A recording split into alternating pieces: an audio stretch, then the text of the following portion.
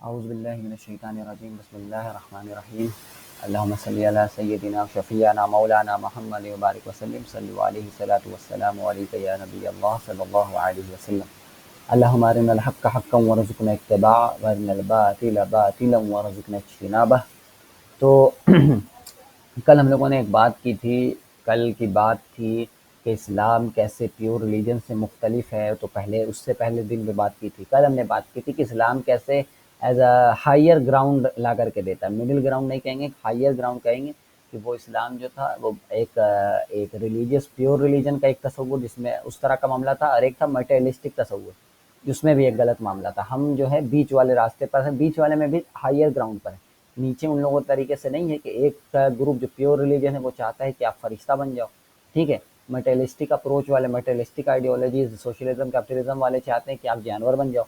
तो हम जानवर और फरिश्ते के बीच में से निकलते हुए हम इंसान को इंसान बनाने वाले जो है उस तरह इस्लाम की बात कर रहे थे। अब लॉ की थोड़ी बात हो रही है, ठीक है।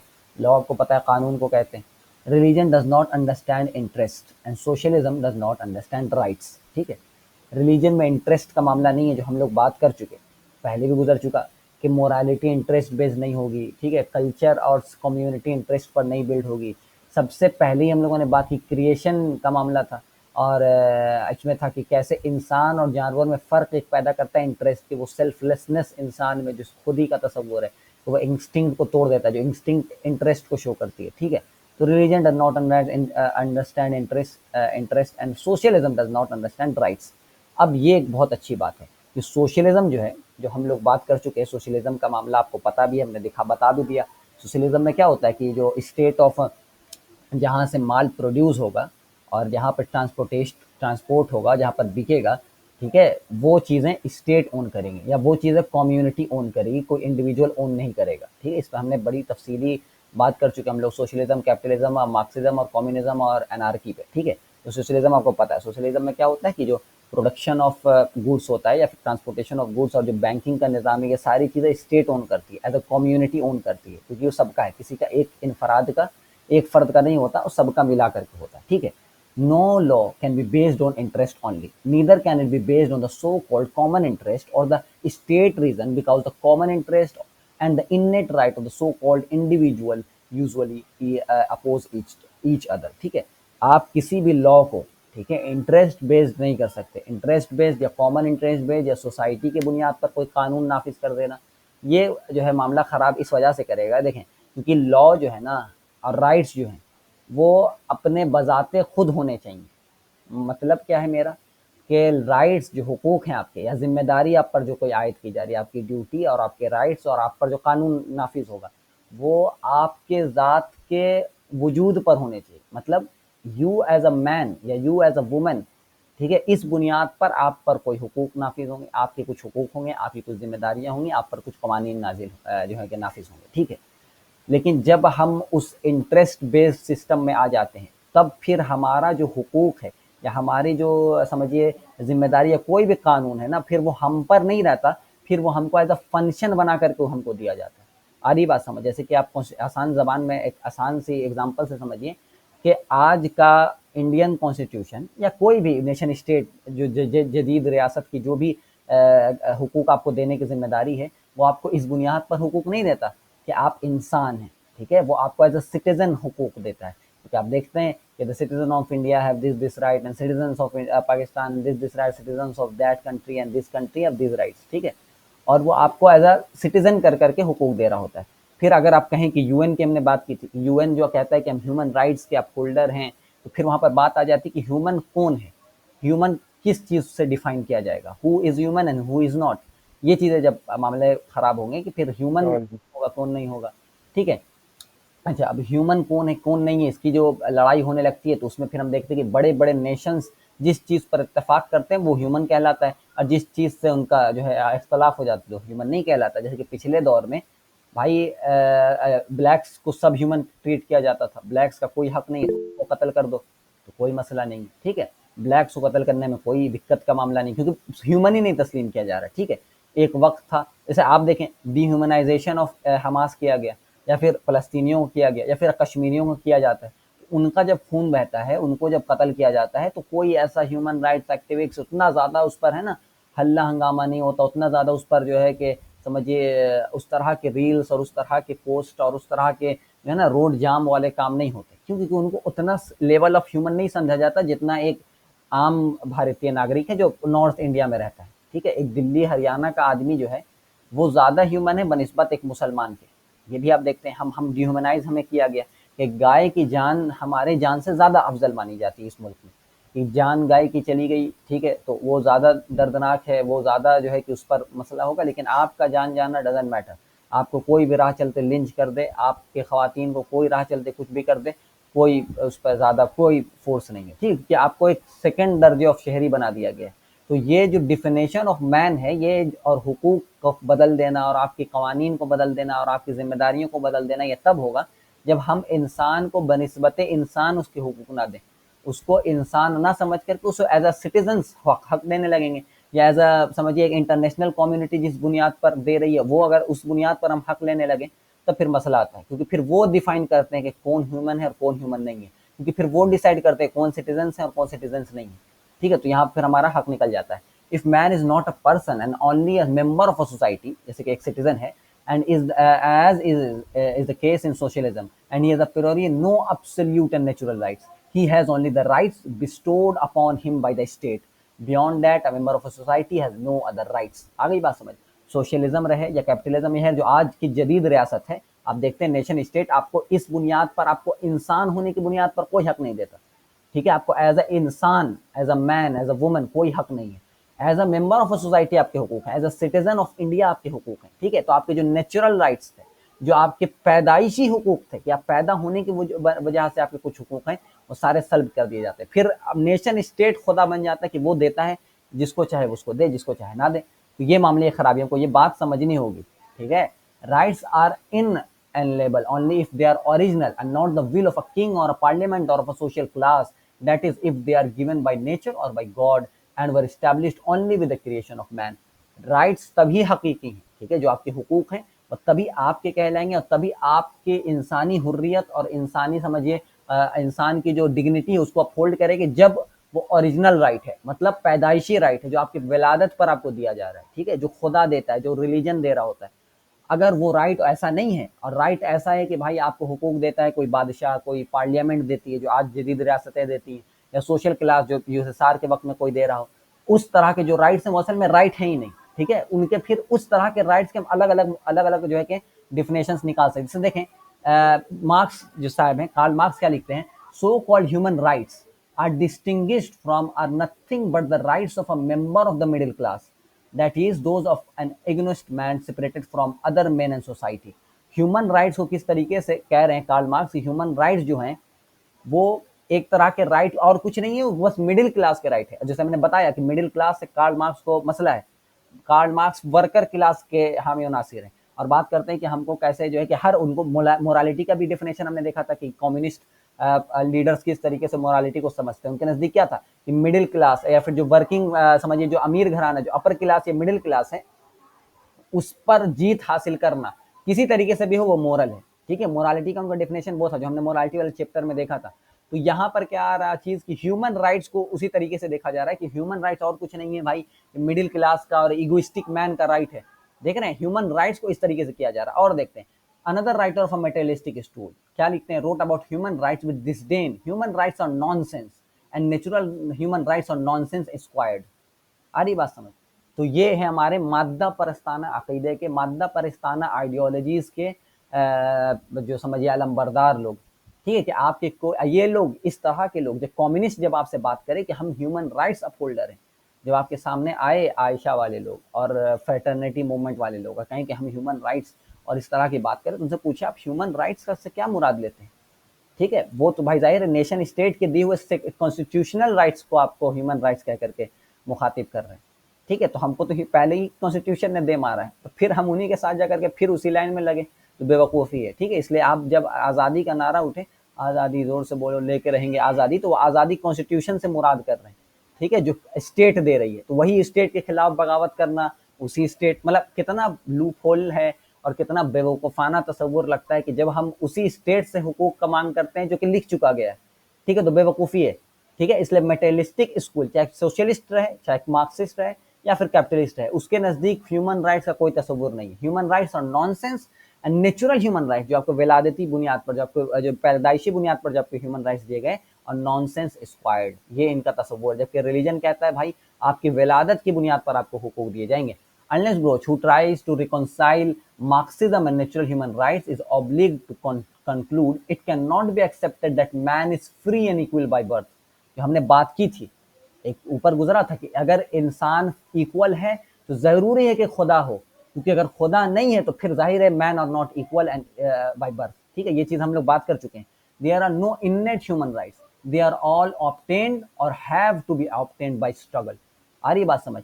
तो ये जो मार्क्सिस्ट एजेंडा है, या जो आपको देखते हैं लाल सलाम कमरेड जो बात करते हैं हम हुर्रियत आज़ादी और इंसानी हुकूक की बात करने के लिए जब मैदान पर आते हैं, तो उनसे पूछे कि आपके नज़दीक तो इंसानी हुकूक तो कुछ है ही नहीं, वो तो शहरियों के हुकूक हैं। आ रही बात समझ? वो एज सिटीजन्स के कुछ हक हैं, सिटीजन्स की कुछ जिम्मेदारियां हैं, इंसान के तो कोई हुकूक को आप खुद तस्लीम नहीं कर रहे, आपका कार्ल मार्क्स तस्लीम नहीं कर रहा, आपके कम्युनिस्ट लीडर्स, बड़े बड़े लीडरान तक तस्लीम नहीं कर रहे कि इंसानी हुकूक भी कुछ होता है। आपके लीडरान कह रहे हैं कि भाई ह्यूमन राइट्स तो एकदम घटिया इगोइस्टिक मैन के लिए होता है। तो आप फिर कौन इंसानी हुकूक का परचम लेकर के आप मुसलमान बच्चों को अपने पीछे लगा लेते हो? आ रही है बात समझ? उनसे सवाल किया जाए कि आप किस बुनियाद पर हमारे स्टेजेस को पकड़ करके लेकर आ जाते हैं, ठीक है। ये शहरियों के हुकूक की आप बात करें ना, आप शहरियों के हुकूक की बात करें, इंसानी हुकूक आपके नजदीक कुछ नहीं है, बिला वजह के टर्म्स ना चेंज करें। Therefore, the Marxist says law is the will of the ruling class transformed into legal regulations. ठीक है, देखें मार्क्सिस्ट का क्या नजरिया है, ठीक है, देख लें यहाँ पर चीज। मार्क्सिस्ट के नजदीक लॉ वही है, कानून क्या है? कानून वही है कि जो रूलिंग क्लास की जो चाहत है, रूलिंग क्लास की जो मंशा है, बस उसी को तहरीर कर दिया, उसी को लीगली जो है कि लिख दिया गया कहीं पर, और वही लॉ बन जाता है, ठीक है। Accordingly there is no right and wrong, justice and injustice, the question is only which interest comes out as the winner in the struggle, ठीक है। तो लॉ क्या हो गया? लॉ वही है कि जो रूलिंग क्लास है उसका जो मन मर्जी चलेगा, उसका भैया वही वही लॉ है। रूलिंग क्लास जो चाहे तहरीर कराए, उसमें कोई जस्टिस सही गलत का कोई तस्वुर नहीं है, ठीक है। ये बात आ गई। मार्क्सिस्ट खुद कह रहे हैं, यहाँ पर देखिए कॉन्ट्रडिक्शन देखिएगा इनके, इनके खुद अपने ही बयानात में कैसा कॉन्ट्रडिक्शन है। मार्क्सिस्ट कह रहे हैं कि लॉ वही है जो रूलिंग क्लास की मंशा होती है, और हम ये चीज है, ठीक है। अब आगे बढ़ते हैं। A law which gives the citizen the right to applaud and to glorify the ruling class clique would not be the law but cynicism. आ गई बात समझ? ये जो है कि जो समझें कि जो लॉ आपको ये दिया जा रहा है, मतलब जो लॉ है या जो राइट है, जो नेशन स्टेट आपको देता है, वो असल में लॉ नहीं है, वो साइनिसिज्म है, ठीक है। यहाँ पर एक चीज देखें, one of those definition of the law reads the law is the collection of the rules expressing the will of the ruling class, ठीक हो गया। The application of these rules is done by the force of the state with the aim to solidify, to strengthen and to develop the social relationships and conditions corresponding to the will and profit of the ruling class, ठीक है। Definition of the law क्या है? The law का definition Karl Marx और जो समझिए socialist के नजदीक क्या होता है कि लॉ भाई कलेक्शन ऑफ रूल है जो रूलिंग क्लास का मंशा है, will of the ruling class है, और उसी को सॉलिडिफाई और उसको लिख करके रूलिंग क्लास जिस तरीके से चाहती है वो करती है। अब जरा आगे बढ़ते हैं, ठीक है। How could the people, the power of the strong be limited except by religious principle? अब वही बात आ गई कि चलो रूलिंग क्लास की मंशा है, रूलिंग क्लास जिस तरीके से चाहे हुक्मरानी करे, और रूलिंग क्लास जो है भाई वो जिस तरीके से चाहे और कानून साजी करे, तो फिर रूलिंग क्लास को रोकने वाला कौन है? आ रही बात समझ? फिर रूलिंग क्लास तो जाहिर है उसको कोई रोकने वाली चीज नहीं है। कौन है जो रूलिंग क्लास को रोकेगा? रिलीजियस प्रिंसिपल नहीं होंगे, अगर मोरालिटी नहीं होगी, अगर लॉ रूलिंग क्लास का मामला है तो फिर मोरालिटी और रिलीजियस प्रिंसिपल्स नहीं है, तो फिर कौन सी चीज है जो रूलिंग क्लास को रोकेगी कि आप लॉ कुछ ना बना दो? मन हर चीज बना सकते हैं ना, फिर हम तो चाहेंगे मेरे 4 घर के अलावा सब कोई जेल में चले जाए, इस तरह के लॉ बना सकता है रूलिंग क्लास। अगर मार्क्सिस्ट के अकॉर्डिंग, हम मार्क्सिस्ट डेफिनेशन पर लेकर के बातों को चल रहे हैं, how could the power of the expect man can never love, बिल्कुल बिल्कुल बिल्कुल, इंसान कभी कानून साजी कर ही नहीं सकता है, ठीक है। सवर्निटी जो है वो इंसान को कभी नहीं मिलेगी, इंसान कभी कानून साज नहीं है, ठीक है। ये चीजें बात समझने की, क्योंकि जब इंसान कानून साजी करता है तो इस तरह के मामला पेश आते हैं, तो फिर आपको अपनी इंसानी हुकूक के लिए भी जाके स्टेट से बात करनी पड़ती है, और जिस स्टेट से आपको बागी बनना है फिर उसी स्टेट के पास हाथ जोड़ने पड़ते हैं कि भाई हमको हुकूक दो, क्योंकि हुकूक उन्हीं की तरफ से आने वाले, जिनसे बगावत करनी है उन्हीं से हुकूक भी लेने, तो फिर इंसान जाहिर फंस जाता है, ठीक है। For what sake should a nation tolerate a minority that it could easily exterminate or divest in its property? बिल्कुल देखें, आज देखें ना, माइनॉरिटी कहीं की भी हो, खास करके मुसलमान जहां माइनॉरिटी में है, वहां नेशन स्टेट देखते हैं उनके हुकूक दबा लेता है, पता भी नहीं चलता। जैसे मैंने बताया अभी, गाय की जिंदगी आपकी जिंदगी से ज्यादा अहम है इस मुल्क में।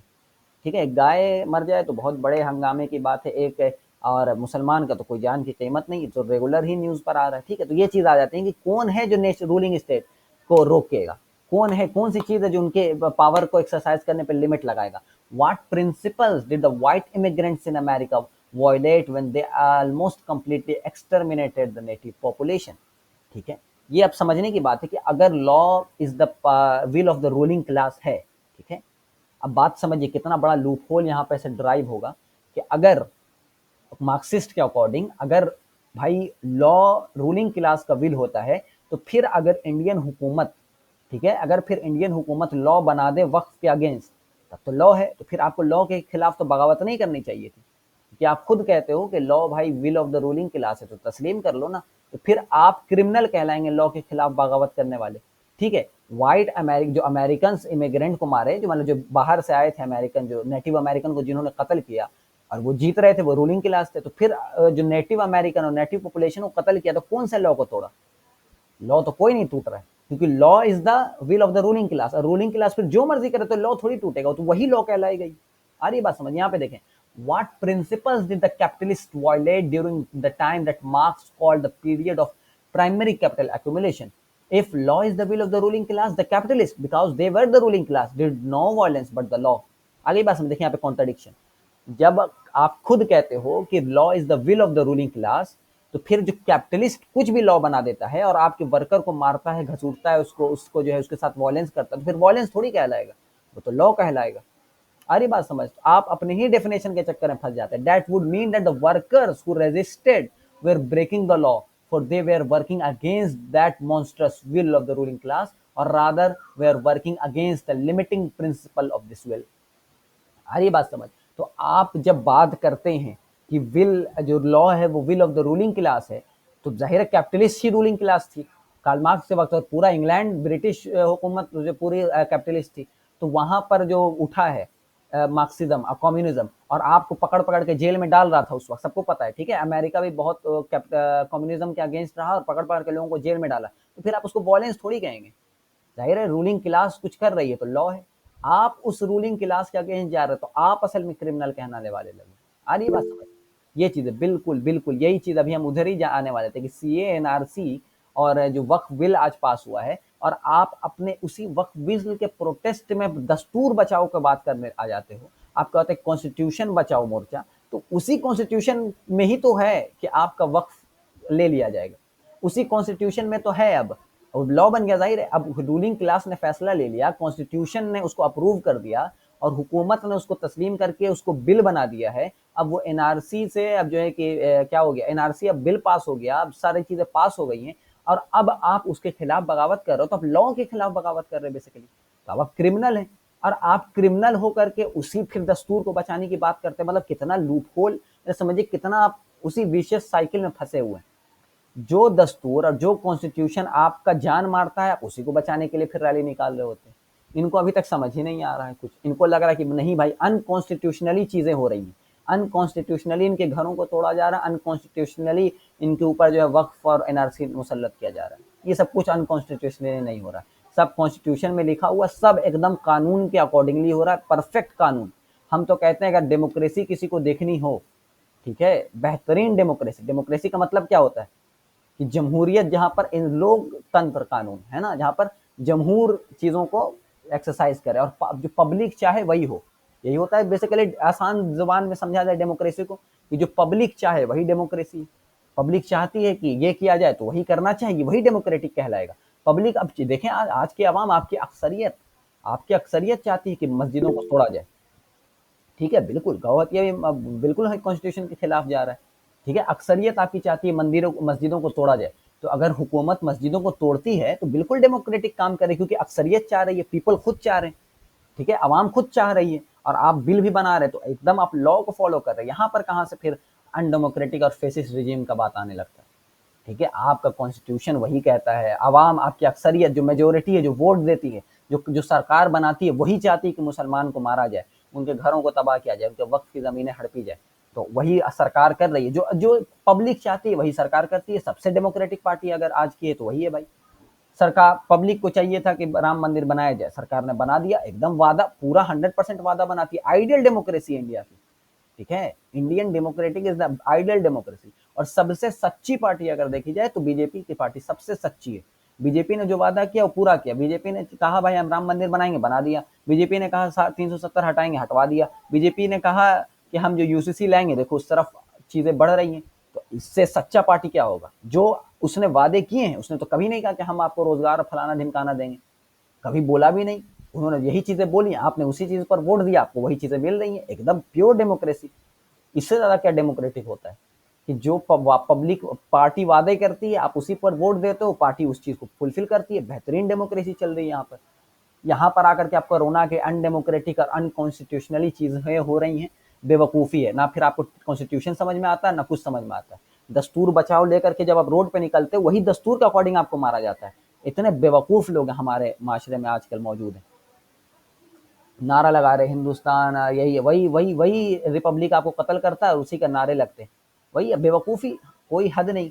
A clear proof of this law is the fact that even the slaveholders' Roman law had to declare the principle of man's freedom. From the very beginning, all men were born free. समझिए, Roman law में भी कम से कम था कि एक slave भी जो था ना, स्लेव होल्डर को भी कहना पड़ता था कि हर इंसान जो है लॉ है। मतलब कहना क्या है कि हर इंसान जो कि फ्री है, पैदाइशी फ्री है। Without this it would not be a law but the will of the ruling class. अगर ये चीज हम नहीं मानेंगे, मतलब अगर हम नेचुरल लॉज को नहीं मानेंगे, मतलब अगर हम नेचुरल हुकूक को तस्लीम नहीं करेंगे कि इंसान के कुछ इंस्टिंक्टिव हुकूक है, जो उसके नेचुरल हुकूक है, उसको अगर हम तस्लीम नहीं करेंगे, तो फिर will of the ruling class ही होगा। ठीक है, जो आज हो रहा है। The true law of a society are only those which besides the threat of punishment. ठीक है, जो लोग बोलते हैं we are not against the nation but government. अरे भाई, नेशन नेशन क्या है पहले तुमको समझ ही नहीं आता है। नेशन क्या, जमीन का टुकड़ा नेशन थोड़ी कहलाता है। नेशन उसके अवाम है ना। नेशन उसकी अवाम है, अवाम पब्लिक उसका नेशन है भाई। अवाम उसका नेशन है, उसका ब्यूरोक्रेसी उसका नेशन है, उसका कॉन्स्टिट्यूशन उसका नेशन है। पार्टी तो बार बदलती रहेगी, लेकिन वो ढांचा है जो डेमोक्रेटिक सेकुलर ढांचा है, ये नेशन कहलाएगा ना। अवाम उसके नेशन कहलाएगी ना। तो अब ये तो कोई बात रही नहीं कि अवाम आपकी जो है कि इस तरह के अनरेडिकलाइज्ड है। अवाम तो बिल्कुल रेडिकलाइज्ड है। अवाम आपका खुल्लम खुल्ला ये सब बातें करती है। तो अब फिर आप कहते हैं कि हम नेशन के अगेंस्ट नहीं है, तो नेशन ही तो ये काम कर रहा है। नेशन पार्टी कहाँ से, जबरदस्ती अब चोरी चकारी से थोड़ी पार्टी आ रही है। बेवकूफ़ी अगर कोई कहता है कि भाई इलेक्शन में धांधली होती है और ये सारी चीज़ें, ठीक है। अक्सरियत वोट देती है, एकदम डेमोक्रेटिक इलेक्शन होता है अल्हम्दुलिल्लाह। ठीक है, एकदम डेमोक्रेटिक इलेक्शन होता है, एकदम फुल डेमोक्रेसी का मुजाहरा होता है। फुल डेमोक्रेसी के साथ पार्टी यहाँ पर आती है, सरकार बनाती है और बेहतरीन डेमोक्रेसी के साथ अपने वादों को फुलफिल करती है। हमको तो यहाँ पर कोई डेमोक्रेसी का लूप होल ही नहीं नजर आता। एकदम बेहतरीन है भाई। आपका कभी जो है पढ़ा लिखा है ज्यादा वोट देता है, जो लोग बोलते हैं कि नहीं सब देता है। अब तो हम तो कहेंगे जाहिल तबका हो सकता ना देता हो, ठीक है। पढ़ा लिखा तबका ही तो इनका है। सारा सब कोई वोट देता है, सब कोई वोट देता है, ठीक है। हर एक देता है, ठीक है। हर कोई वोट देता है, पूरा डेमोक्रेटिक काम होता है। कोई यहाँ पे अनडेमोक्रेटिक बात नहीं होता। अच्छा, कोई कहे कि सेकुलर मुल्क है यहाँ पर, उस तरह कभी सेकुलर मुल्क नहीं था, ठीक है। फालतू बात है। सेकुलर मुल्क रहने का बात होता है ना। तो अगर वो जो मामला है कि दलितों को और जो है SC ST को हम जो कुछ ये देंगे, क्या कहते हैं उसको, रिजर्वेशन और ये सारी चीज़ें, तो उसको रिलीजन की बुनियाद पर नहीं करना चाहिए था। फिर तो मुस्लिम में पसमानदा को ही मिलना चाहिए था। लेकिन सिर्फ हिंदू पसमानदा को मिलता है, मुस्लिम पसमानदा को नहीं मिलता है, क्रिश्चियन पसमानदा को नहीं मिलता है। सारी बातें समझ, तो हमेशा से कभी था ही नहीं यार। तो शुरू से ही नहीं है, पूना पैक्ट से ही नहीं है, वो उसी टाइम दिख गया मामला, ठीक है। तो ये सारी चीजें तो आपको पता। आज भी देखो, कोई नया कुछ भी इंडिया कभी भी कोई चीज बनाएगा, कोई मिलिट्री फैसिलिटी रहे या कोई वेपन बनाए, कुछ ही बनाए, उसमें पूजा होती है। कभी कुरान खानी नहीं करवाया गया, पूजा ही होती है। उसका नाम भी उसी तरह का रहता है, ब्रह्मास्त्र और ब्राह्मोस और ये सारी चीजें। कहाँ से सेकुलर दिख रहा है आपको? एकदम बेवकूफ आदमी होगा जो कहेगा कि सेकुलर कंट्री है, ठीक है। हमेशा से कभी आपने सुना भाई, हाँ भाई औरंगजेब मिसाइल हम लोगों ने बनाया? कभी औरंगजेब मिसाइल नहीं है, ठीक है। हाँ, ब्रह्मा और विष्णु और ये मिसाइल और छत्रपति शिवाजी और ये टैंक और वो, कभी आपका तो नाम ही नहीं है। सेकुलर रहना चाहिए तो चलो हम तो कह रहे हैं आपका भी दे देता, कुछ एक दो ठो भी रहता, कुछ आपका कभी है ये नहीं है, ठीक है। औरंगजेब मिसाइल है, बिल्कुल ठीक है। सेकुलर होना है ना, आप कहते हो कि हम सेकुलर है, ठीक है। कभी पहले पढ़ते थे भाई, हम तो बताएं और बात सुनिएगा, सेकुलर कैसे नहीं है। इनके मान समझिए प्रेसिडेंट रह चुके हैं कांग्रेस के, मौलाना अबुल कलाम आजाद, ठीक है, टॉप नॉच हमेशा से रहे। एक तरफ जिन्ना थे और एक तरफ अबुल कलाम आजाद थे। लास्ट में बंटवारे से थोड़ा देर पहले खुद से इस्तीफा देते अबुल कलाम आजाद और नेहरू को बनवाते हैं। नेहरू जिस दिन से बना उस दिन के बाद आप कभी देखा भाई यहाँ पर सरस्वती राधा कृष्णन और फलाना ढिमकाना का आपके स्कूल के वक्त होता रहता है चीजें, है ना, हर स्कूल में होता है। कभी मौलाना अबुल कलाम आजाद के जो कि एजुकेशन डे के दिन हुआ है कभी, या मौलाना अबुल कलाम आजाद के लिए वो खड़ा किया, वो चलो ना यार कैसा भी आदमी रहे, ठीक है। कभी भी मौलाना आजाद के लिए आपको आप जाओ कहीं पे, गांधी की फोटो है, नेहरू की फोटो है, वल्लभ भाई पटेल की फोटो है, मौलाना आजाद की फोटो आपने देखी कहीं पे लगी हुई? कहाँ से सेकुलर दिख रहा भाई?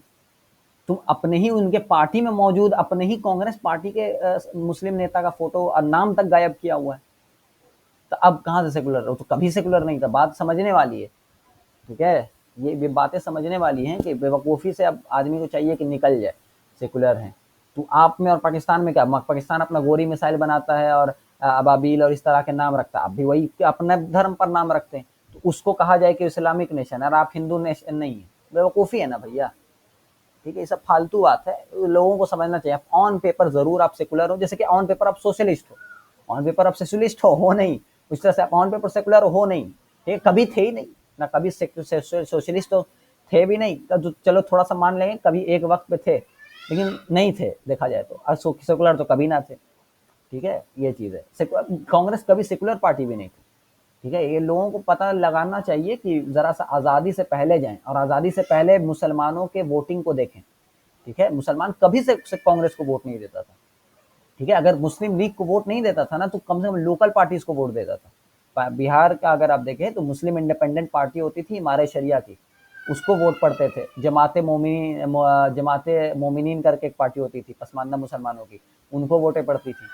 चलो मुस्लिम लीग को नहीं पड़ती थी बिहार से, 1937 में एक सीट नहीं मिली मुस्लिम लीग को, लेकिन मुसलमान ने फिर कांग्रेस को भी वोट नहीं दिया, वो अपनी पार्टी को वोट देता था, कभी कांग्रेस को मुसलमान वोट नहीं दिया। और फिर जो है कि कांग्रेस आई और काम करने लगी गलत सलत, तब फिर जाके 1946 में कांग्रेस बिहार में जीतना शुरू किया, जीती फिर बहुत अच्छे तादाद से। आ रही बात सच, हम कभी कांग्रेस को वोट नहीं देने वाले थे, कांग्रेस कभी थी ही नहीं secular.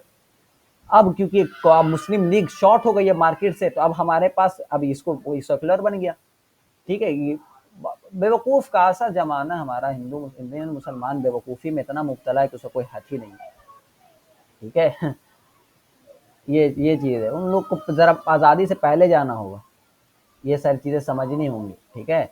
In in practice proletarian dictatorship tends to be democracy, ये जो सब वर्किंग क्लास का जो डिक्टेटरशिप है वही डेमोक्रेसी बन जाएगा, जाहिर है। In any law defined as the will of the ruling class ceases to be only the will, for it inevitably becomes justice, righteousness, or in a word law। आ रही बात समझ? अगर कोई भी लॉ अगर विल है, will of the ruling class law कहलाएगा, तो फिर विल है वो, ठीक है। जस्टिस, राइजियसनेस, ये सारी चीजों के साथ ना जोड़े, जबकि लॉ में यही चीजें होनी चाहिए। Law as seen by Christians is an illusory attempt at bringing this world into order, an attempt inevitably bound to fail in the end। ये चीज हमने देखी कि क्योंकि प्योर रिलीजन है क्रिश्चियनिटी, उसके हिसाब से लॉ तो फालतू हमेशा फॉल करेगा, क्योंकि इस दुनिया में वो चीजें आ रही हैं, लॉ इस दुनिया को सही करने के लिए। इस दुनिया में तो जाहिर मामला सही नहीं होंगे, उनके हिसाब से इस दुनिया में जो लूसीफर रूल कर रहा है उसको हटा दो। Jesus came to restore love and not justice of the Old Testament. आ रही बात समझ?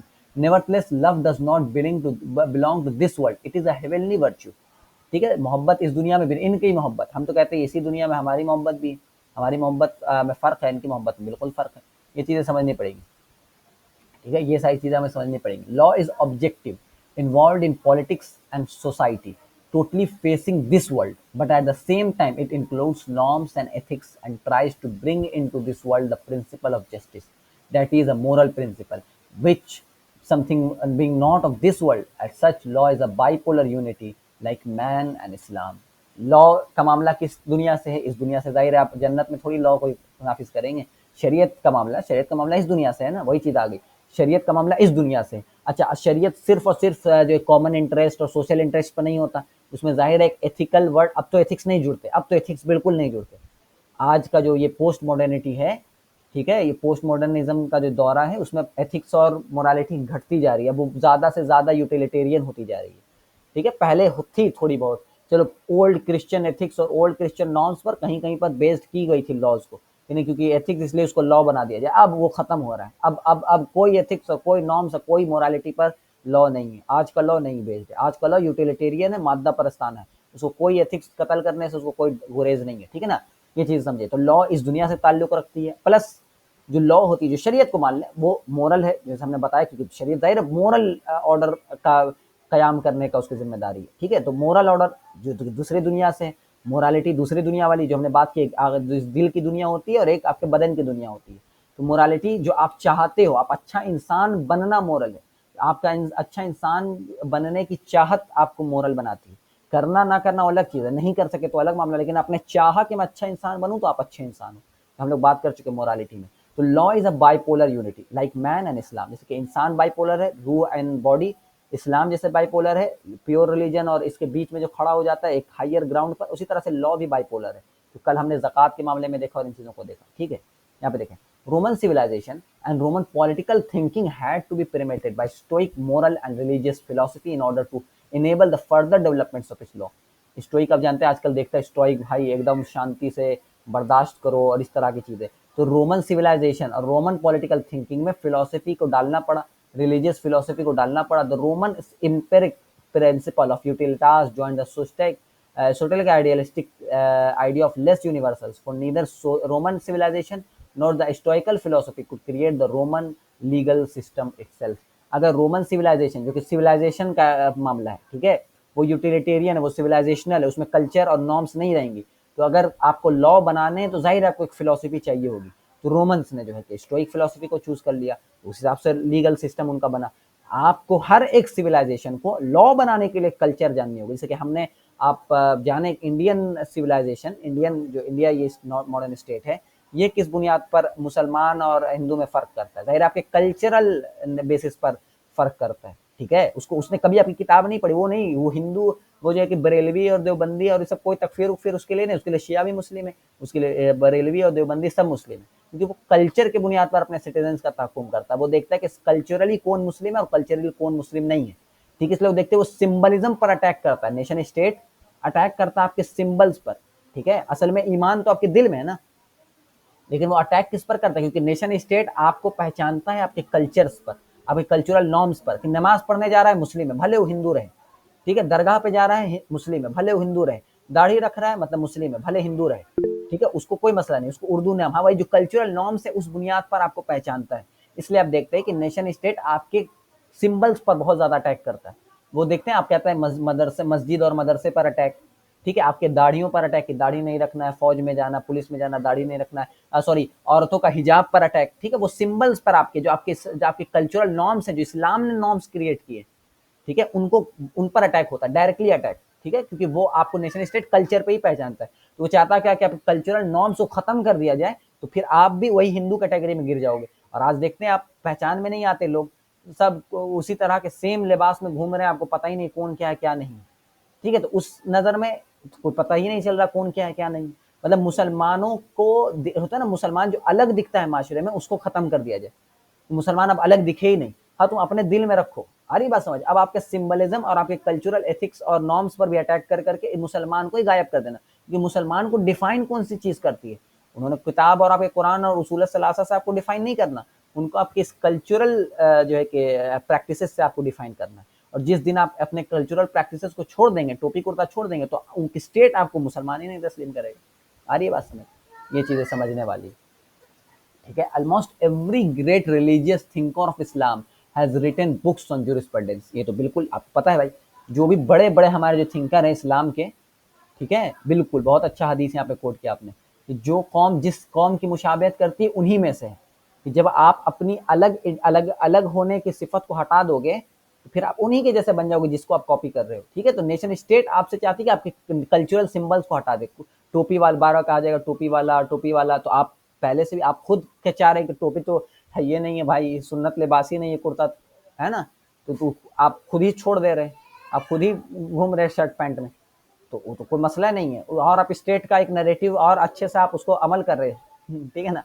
Almost every great religious thinker of Islam is written books on jurisprudence, ये आपको पता है, बड़े बड़े हमारे अल्लामा ने फिक़ह पर किताब जरूर लिखी है, ठीक है, भले गलत लिखी हो सही लिखी हो उससे मसला नहीं है, लेकिन लिखी है फिक़ह पर, ठीक है, और इज्तिहाद के मामले में। The poor reputation of courts in people's democracy is the result of the ideological attitude towards court, towards law, which in spite of all process remains in a sense natural law and not the will of the ruling class।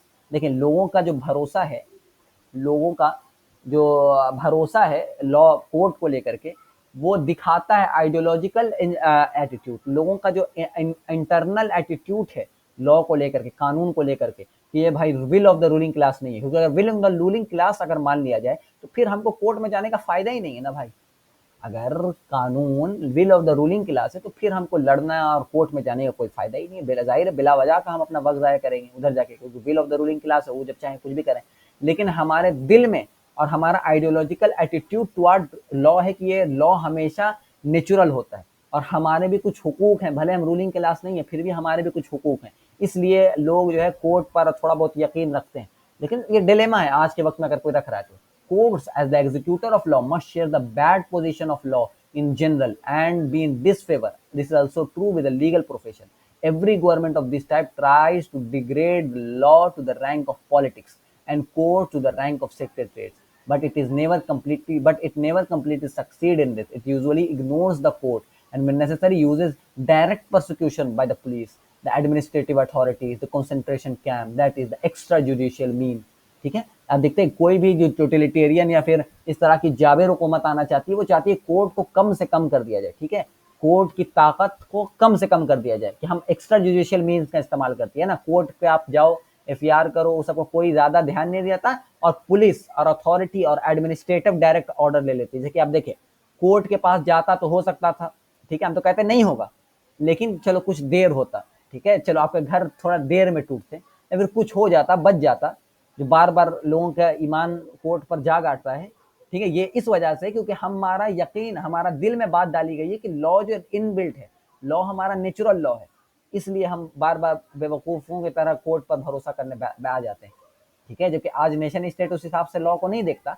खैर, court का आप देखते हैं, court में भले आजकल कैसा भी हो गया है, लेकिन फिर भी गवर्नमेंट, हर तरह की गवर्नमेंट चाहती है कोर्ट को कम से कम किया जाए, ठीक है, वो जो लॉ को पॉलिटिक्स में ला देगी और सारी चीज़ों को उससे मिलाना चाहती है। जैसे देखिए आपका बिल्डिंग टूटने वाला, किसी का मोहल्ला, मुसलमान मोहल्ला टूटने वाला, हम आप जाके कोर्ट में फैसला करवाते हैं, पुलिस जो है वो पहले ही तोड़वा देती है। आप देख रहे कई सारे वाकयात आ रहे, कोर्ट ने कहा हॉल्ट करके रखो और जो है कि एडमिनिस्ट्रेशन ने तोड़वा दिया, पुलिस ने कहा ये करके रखो और एडमिनिस्ट्रेशन ने तोड़वा दिया, पुलिस ने कहा कि आप जेल में जाओ और पुलिस ने बीच में इनकाउंटर कर दिया। ये सारी चीजें क्या है, एक्स्ट्रा जुडिशियल मीन्स इख्तियार करती है गवर्नमेंट की किसी तरह से उधर से भाग जाए।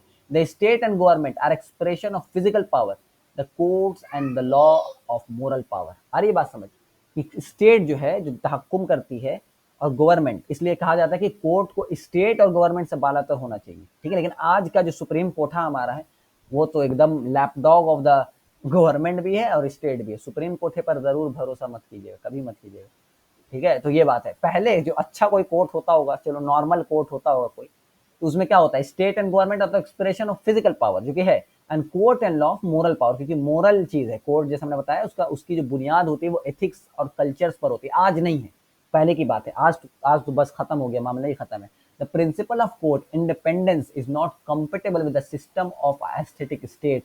आ रही बात समझ, जो कोर्ट है वो इंडिपेंडेंट कोर्ट कभी नहीं हो सकेगा किसी एथिस्टिक स्टेट में। एथिस्टिक स्टेट जो है जिसमें कोई कल्चर कोई रिलीजन है ये नहीं है, तो जहाँ जाहिर है कहाँ कोई कल्चर कोई मोरालिटी कुछ है ही नहीं, तो उसका कोर्ट किस बुनियाद पर रहे, ठीक है, तो लॉ किस बुनियाद पर बने। तो इंडिपेंडेंट कोर्ट किसी एथिस्टिक स्टेट में नहीं होता। जैसे कि आप देखो आज सेकुलर कोर्ट हमारा है ना, सुप्रीम कोर्ट सेकुलर स्टेट का है ना सुप्रीम कोर्ट, तो सुप्रीम कोर्ट घटिया है, आपको पता है किस तरह से कुछ भी करवा देता है, एकदम अंधाधुंध करता है, अंधा लाठी मारता है हम लोगों को।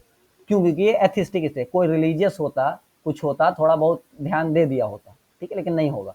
Law can B curve. अब तो भाई जहां सेकुलरिज्म आ गया वहां तो कुछ भी नहीं है, नेशन स्टेट तो खुद बनाते, खुद कुछ भी कहे वही रहेगा, जो हमने बात कर चुके हैं। Law can be curbed or subdued to some extent, but like man, it cannot be destroyed or reduced to nothing. ठीक है, लॉ जो जो हकीकी लॉ है, जो हकीकी कानून है, जो इंसाफ का मामला है, वो कभी भी आप उसको कर्ब कर दो, उसको दबा दो, जुल्म करो, जबर करो, सब कुछ करो, लेकिन क्योंकि इंसान के तरीके से, इंसान जैसे खत्म नहीं हो सकता, डूब नहीं सकता, नथिंग नहीं बन सकता, जानवर नहीं बन सकता, वो कभी खत्म नहीं होगा। वो जाहिर है उसका कुछ जो है, उसका कुछ मामला फटा देंगे, कुछ कर देंगे, लेकिन वो रहेगा बाकी। ठीक है, इस्लाम का जो कानून है या जो हकीकी कानून है, जो इंसाफ का मामला है, वो कभी आप इस तरह से खत्म कर ही नहीं सकते कि एकदम भाई खत्म ही कर दिया। ठीक है, worker who unintentionally causes a mine disaster in which hundreds of miners are killed will be less responsible and less punished than a man who kills an old woman in order to rob her. Does not this illogical sentence reveal that there is a soul and that we really judge not what happened in the world but what happened in the heart of the criminal? ये चीज आपको पता है, हमने morality में बात की थी कि असल में क्या होता है, आप अच्छे इंसान हो या नहीं हो वो आपका दिल जज करता है। आपने अच्छा चाहा और गलत हो गया तब भी आप अच्छे इंसान हैं। ठीक है, जो हमने बात कर चुके हैं मोरालिटी में। और आपने बुरा चाहा और अच्छा हो गया फिर भी आप बुरे इंसान हो। उसी का एग्जांपल लॉ के बारे में, क्योंकि लॉ उसी चीज से डिराइव होती है अमूमी तौर पर। तो अगर एक वर्कर है जिसने माइन डिजास्टर करवा दिया, ठीक है, आग लगवा दी, बम ब्लास्ट कुछ हो गया और हजारों लोग मर गए, लेकिन बेचारे गलती से हुआ, तो आप देखेंगे कि लोग उसको उतना ज्यादा जिम्मेदार नहीं ठहराएंगे, बोलेंगे जाहिर बेचारा मतलब उसकी जिम्मेदारी थी नहीं, हो गया, अब क्या कर सकते हैं, लेस पनिश उसको करना चाहिए और उस पर कम रिस्पॉन्सिबल है। जबकि एक आदमी जो जानबूझकर एक बुरी औरत को मार दे, बुरी औरत जो कल मर जाती, परसों मर जाती, आज उसने जबरदस्ती मार दिया, ये चीज दिखाती है कि, और आप उस पर ज्यादा गुस्सा होते हैं, ये चीज दिखाती है कि एक रूह है। ठीक है, क्योंकि रूह नहीं है तो फिर इस दुनिया के हिसाब से हमको फैसले लेने चाहिए थे। तो हम लोग मोरालिटी में बात कर लिया है कि हर एथिस्टिक स्टेट आपके अमल पर फैसले लेवाएगा। ठीक है, वो बोलेगा कि ये जो हो चुका उस पर तुमको पकड़ा जाए, और हर रीजन कहेगा कि नहीं, इंसान उसके दिल में, इंसान के दिल पर देखा जाए। वही चीज है, व्हाट वी रियली जज not happened in the world but what happened in the heart of the criminal. आ रही बात समझ? असल चीज जो जज करे, इसलिए अल्लाह ताला क्या क्या जज करता है, आपके अमाल नहीं, आपके दिल को, आपकी नीयत को जज करता है। इन्नमल अमालु बिन्नियात, हम लोग बात इस पर कर चुके हैं कि अमाल अल्लाह ताला नहीं जज करता कि अमाल कैसे। एक आदमी भाई शराब के नशे में रात रात भर नमाज पढ़ ले तो कोई नमाज थोड़ी कहलाया उसका, और एक आदमी बेचारा एक रकत नमाज पढ़ ले, दिल से अल्हम्दुलिल्लाह बोल ले, तो जाहिर उसकी ज्यादा दिल का मामला है ना, हमारे अमाल नियतों पर है। वही लॉ भी अगर उस तरह की होने लगे कि आपकी सोल और आपकी मोरालिटी और एथिक्स पर बेस्ड होने लगे तब तो बिल्कुल ठीक है, लेकिन अगर will of the ruling class और नेशन स्टेट के तहक्कुम पर होने लगे तो देखते हैं आज का कैसा, कोई लॉ का कोई सिस्टम ही नहीं है। man's judgment man's judgment strive to imitate God's judgment. The more we consider one's intention in the judgment, the more we become nearer to that of God. अल्लाह ताला क्योंकि नियतों पर जज करता है, हम भी जितना उस नियत और इंटेंशन की बुनियाद पर जज करना शुरू करें, उतना हम खुदा के अदल, खुदा की समझिए कोर्ट के करीब आना शुरू हो जाएगा। ठीक है, बिल्कुल बिल्कुल, कुर्बानी के मामले में ये आयत नाज़िल हुई कि अल्लाह को तुम्हारा खून नहीं पहुंचता, ना गोश्त पहुंचता, बल्कि नियतें पहुंचती हैं। ठीक है, इसलिए हमने कहा कि शरीयत बड़ी डिसेंट्रलाइज है, क्योंकि शरीयत में जैसे हमने कहा कि कोडिफिकेशन जब हो जाएगा ना तो ये चीज नहीं हो पाएगी। कोडिफिकेशन है, फिर इंटेंशन चेक नहीं हो पाएगा। ठीक है, क्योंकि जब आपने कोडिफाई कर दिया, आपने चीजों को लिखवा दिया कि भैया चोरी करने पर हाथ कटेगा, जब चोरी करने पर हाथ कटेगा तो भाई एकदम गरीब बच्चा जो मर रहा था जान से, उसने चोरी किया हो, आप उसका भी हाथ कटवाओगे, क्योंकि कोडिफिकेशन हो गया, क्योंकि अब वो बिल नंबर इतना और सफा नंबर इतने में लिखा गया है। कोडिफिकेशन जहां हो जाएगा मामला तो फिर आप नेशन स्टेट के तरीके से फिर आप इंटेंशन नहीं देख सकेंगे।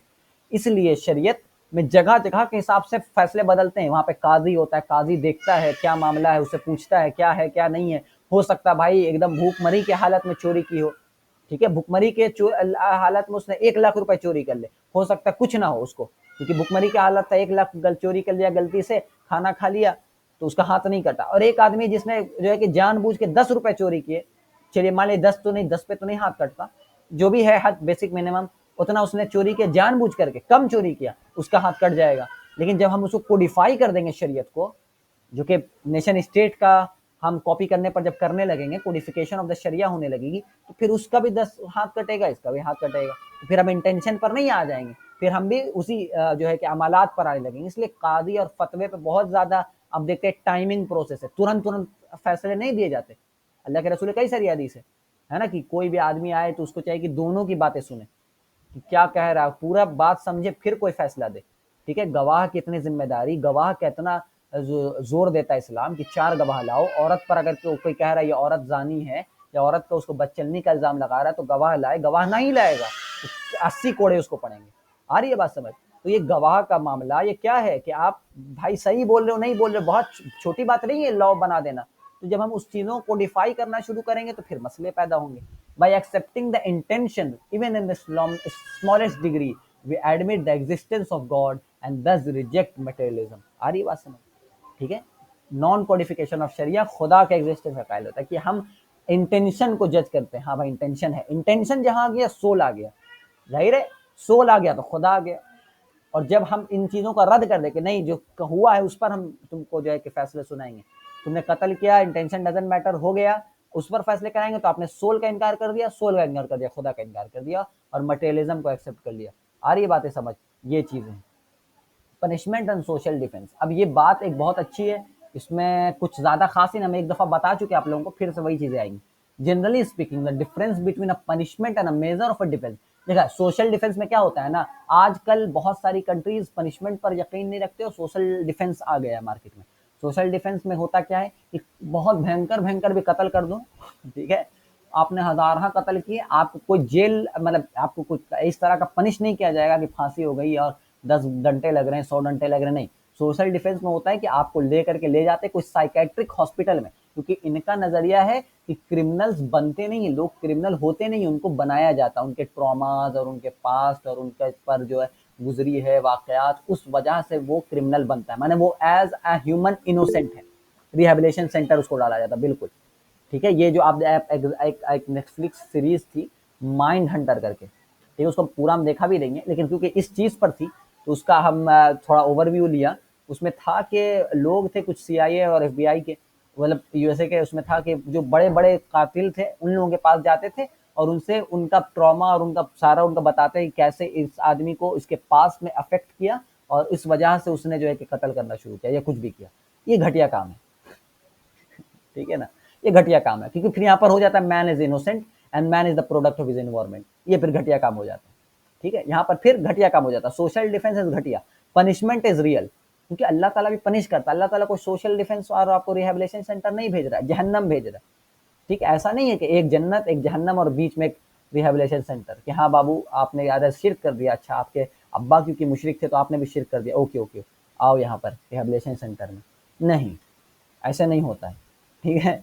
अब्बा ने शिरक किया डजंट मैटर, तुम काहे किए, तुम किए जाओ जहन्नम, ठीक है। अच्छा एक अच्छा सवाल यहाँ पर आ जाता है, आपसे कोई पूछे कि भाई मेरे जो है कि कोई मुशरिक घराने में पैदा हो गया और उसको कुछ पता ही नहीं चला तो वो क्यों बेचारा जहन्नम में जाएगा, है ना, इस तरह के सवाल आने लगे तो आप उनसे पूछिए, उन्हीं के कोर्ट सिस्टम पर हम सवाल बेस्ड कर दे फिर कि अगर किसी का बाप और उसका दादा और उसका परदादा रेपिस्ट रहा हो, उसका दादा भी रेपिस्ट था, उसका बाप भी रेपिस्ट था, उसके चचा भी रेपिस्ट, उसका पूरा घराना रेपिस्ट था, तो क्या वो आदमी जो बड़ा हो गया है 18-19 साल का हो गया है या जो बालिग हो गया है 13-14-15 साल का हो गया वो भी रेप कर दे और कोर्ट के पास जाकर के बोले भाई क्योंकि मेरे दादा परदादा खाना पूरा मेरा खानदान रेपिस्ट था तो हम भी रेप कर सकते, तो क्या कोर्ट उसको छोड़ देगी? अगर कोर्ट आपकी इंडियन कोर्ट छोड़ देती है तब तो फिर अल्लाह ताला को भी छोड़ देना चाहिए शिर्क पर कि भाई बाप दादा सब कोई शिर्क करते थे तो इन्होंने भी शिर्क कर दिया इसलिए छोड़ दिया गया, ये फालतू बात है, ठीक है। कोर्ट आपको नहीं छोड़ेगी और मारेगी तो तुम बेवकूफ़ है। बाप दादा रेप करते थे तुम्हारा रेप करने का कोई जवाब नहीं बनता, बाप दादा चोरी करते थे तो आपका चोरी करने का कोई जवाब नहीं बनता, ठीक है। अब बड़े हो गए बालिग हो गए, बलागत माने बालिग हो गए, आपको अकल आ गया, आपको पता चल गया, बालिग होने पर पता चल गया चोरी करना गलत है, बालिग होने पर पता चल गया रेप करना गलत बात है, तो उसी तरह से पता चल बड़े होने पर पता चल जाता है कि शिर्क करना गलत बात है, ठीक है। आपको पता चल जाता है कि बंदर का हवा में उड़ना और जो है कि लड़कियों का कपड़ा चोरी करना ये सब घटिया कहानियां हैं, ठीक है, आपको पता चल जाता है, लेकिन फिर भी आप उस पर हो तो घटियापन नहीं है आपकी, फिर आपको कोई इसमें जवाब नहीं बनेगा कि क्योंकि मेरा घराना जो है कि सारा हिंदुओं का था तो हम कैसे मुसलमान बनते, इस तरह का फालतू डिबेट नहीं होगा, ठीक है। कोई कोई लॉजिकल हुआ ही नहीं, कोई बात ही नहीं हुई कि हाँ हाँ भाई ये तो बड़ा सोचने वाली बात है, कोई सोचने वाली बात नहीं। कोई आदमी रेपिस्ट के घराने से आकर के रेप कर दे तो उसको थोड़ी छोड़ा जाता है, कोई आदमी डकैत के घराने से आकर के डकैती कर दे तो उसको थोड़ी छोड़ा जाता है, तो कोई मुशरिक घराने से आकर मुशरिक करेगा तो उसको कैसे छोड़ देंगे, आसान सी बात है। पनिशमेंट असल है, पनिशमेंट इज ह्यूमन, जो हमने फर्स्ट चैप्टर में बात की थी, अल्लाह ताला पनिश करता है, ठीक है, अल्लाह ताला पनिश करता है, हम भी इंसान भी पनिश करेगा। अब पता है नेचुरली गलत है तो सब नैरेटिव को पता ही लग जाना, फिर हम पे इल्म हासिल करें, ठीक है ना, बिल्कुल। अरे नहीं, शिर्क का पता चल जाता है, शिर्क गलत है, वो दिल में आ जाती है बातें। पनिशमेंट, उन्हें कैसे पता चलता है? बहुत लोग कबूल भी करते हैं, बिल्कुल, तो उन्हें कैसे पता चलता है? बिल्कुल, अरे भाई सबको पता है, एक कम से कम एक लॉजिकल कम से कम रहता ना, एक होता भाई, हाँ अब बहुत भयंकर कोई एकदम ज़हीन चीज़ें फँस गए, है ना? कोई आप फँस गए, मतलब मान लीजिए कि एकदम ऐसा कोई रहता आइडियोलॉजी कि एकदम सही में ज़हानत उसमें आपको लग रहा है, थोड़ा थोड़ा मुश्किल है। कि बंदर इधर कुत्ता मैना की कहानी में फंसना तो जाहिर है भाई, बिला बेवकूफ़ी है, तो बच्चा ना फंसे, ये तो हर धर्म ही है फिर, ठीक है ना। एक होता कि हाँ कोई बहुत अच्छा एकदम साइंटिफिक कुछ लग रहा है कि हाँ एकदम सेट सेट है, तब फिर कुछ होता भी, ठीक है ना। हाँ, ये अली वाले कहते हैं कि जरिए सारा सब फालतू।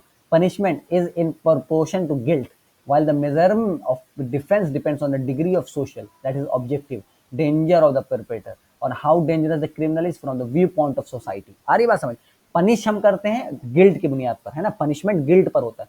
अब जितना गिल्ट हो रहा उतना हिसाब से कम पनिशमेंट, कम गिल्ट हो रहा उसको और पनिश किया जाए, ठीक है। आ गई बात समझ?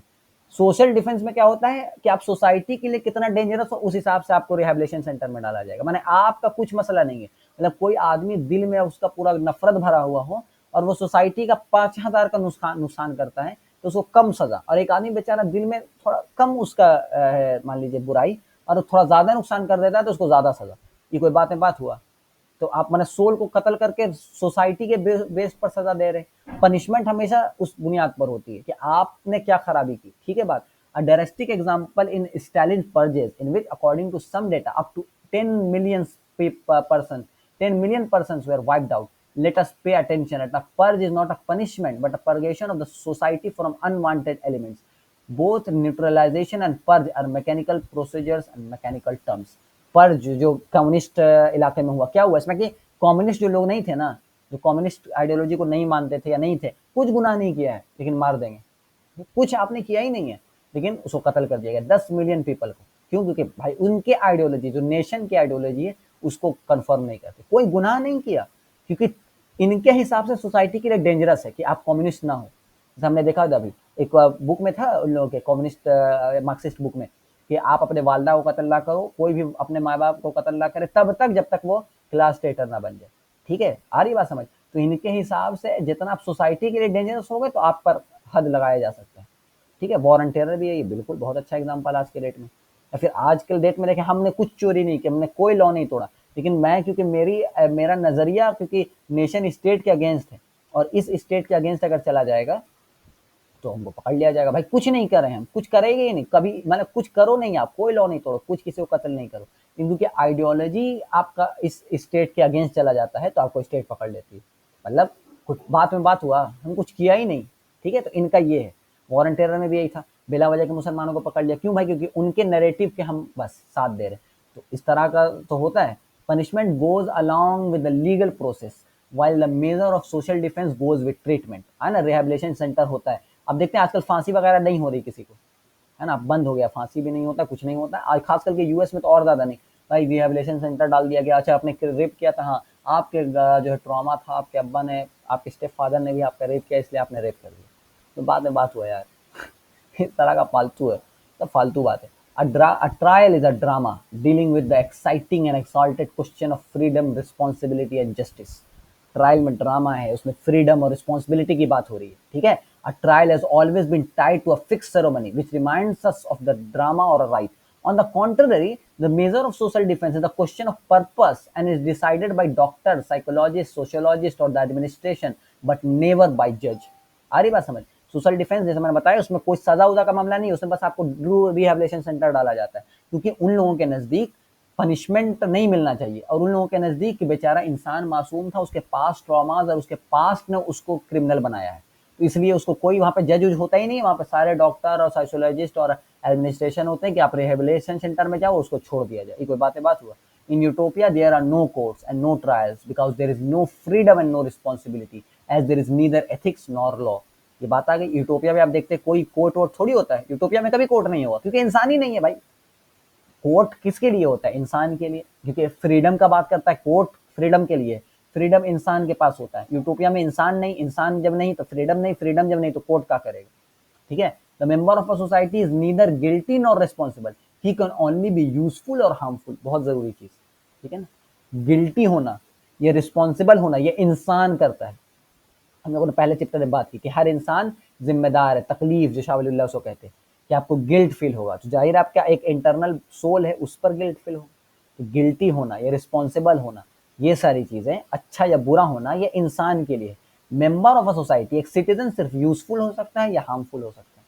हार्मफुल अगर स्टेट नैरेटिव के साथ नहीं जा रहा है, स्टेट नैरेटिव और इस जो है कि स्टेट नैरेटिव के अगेंस्ट जा रहा है तो हार्मफुल है of the for the nation state है, और स्टेट नैरेटिव को साथ में है उसको पुश कर रहा तो यूजफुल है। तो सिटीजन हमेशा यूजफुल है या हार्मफुल है, वो कभी गिल्टी इस तरह कुछ नहीं होता। गिल्टी इंसान होता है ना, इंसान में होगा गिल्ट और इंसान में होगा जिम्मेदारी का एहसास। सिटीजन के पास कोई जिम्मेदारी नहीं, क्योंकि सारा जिम्मेदारी और हुकूक तो उसको नेशन स्टेट ही दे रहा है, तो खुद नेशन स्टेट उसको डिफाइन किए हुए वो है क्या, तो वो कहाँ से उसको कोई इतना गिल्ट वगैरह का मामला। वो बस हार्मफुल है या यूजफुल है। हार्मफुल अगर नेशन स्टेट के नैरेटिव के साथ है तो हार्मफुल है, सॉरी है तो यूजफुल है, अगेंस्ट जा रहा तो हार्मफुल है। जैसे कि आप लोग अभी यहाँ पर हैं तो आप लोग सब हार्मफुल हो।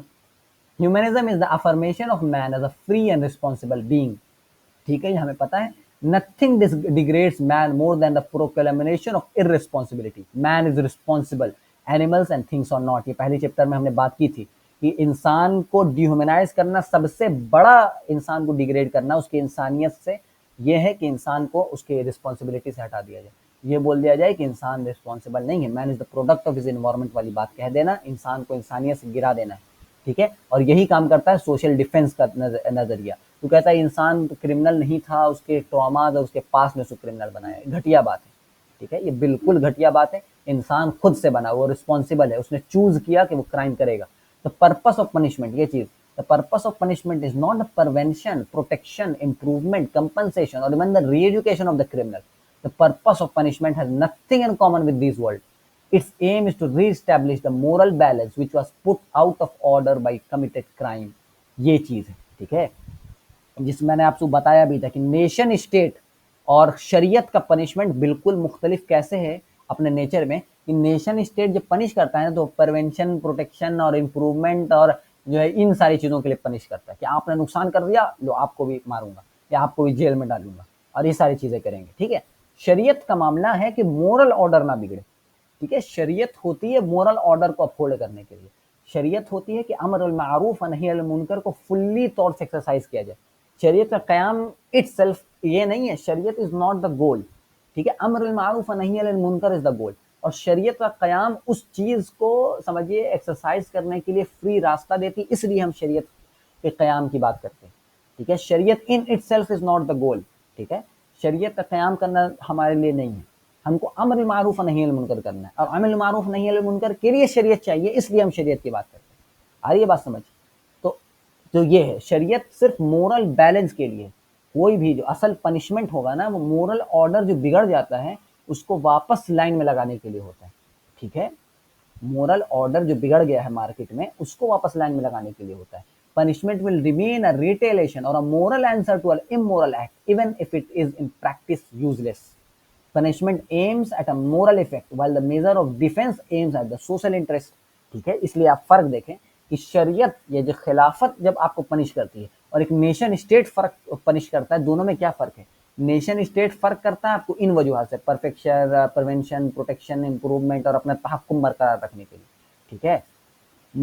खिलाफत और शरीयत आपको पनिश करती है कि आप मोरल ऑर्डर को तोड़ देते हैं, इसलिए आपको पनिशमेंट मिलता है, ठीक है। इसलिए हम कहते हैं कि अगर शरीयत अब खिलाफत नाफिज है और कोई आदमी अपने घर में बैठ के शराब पिए, ठीक है, कोई आदमी अपने घर में बैठ के शराब पढ़ रहा है, शराब हराम है ना, शराब इज बैंड, लेकिन कोई आदमी अपने घर में शराब बनाता है, घर में बैठ के शराब पीता है, और कोई आदमी से मान लीजिए अमान साहब तो नहीं, अमान साहब तो नहीं पियेंगे, मान लीजिए मैं पी रहा हूँ नाउजुबिल्लाह बिन ज़ालिक, और अमान साहब मेरे घर में आ गए झांका ताकी करने के लिए कि पी रहा है कि नहीं पी रहा है, ठीक है।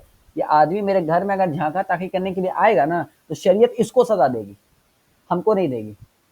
क्यों नहीं देगी? क्योंकि ये मेरे घर में छानबीन क्यों कर रहा है, ये इमोरल एक्ट है। आ रही बात समझ, ठीक है। इसलिए अल्लाह के रसूल की हदीस भी हुई कि एक बार एक बद्दू आता है या एक कोई आते हैं जो है कि आंख मिट्टी निकाल करके रसूलुल्लाह की दीवार की और आग डाल रहे होते, तो उसमें रसूलुल्लाह फिर गुस्सा होते और कहते कोई आदमी अगर किसी को देखे कि उसके घर पर कोई आंख से देख रहा है, माने उसकी प्राइवेसी को इम्प्रीच कर रहा है, तो उसका आंख फोड़ दे, उस पर कोई सजा नहीं है।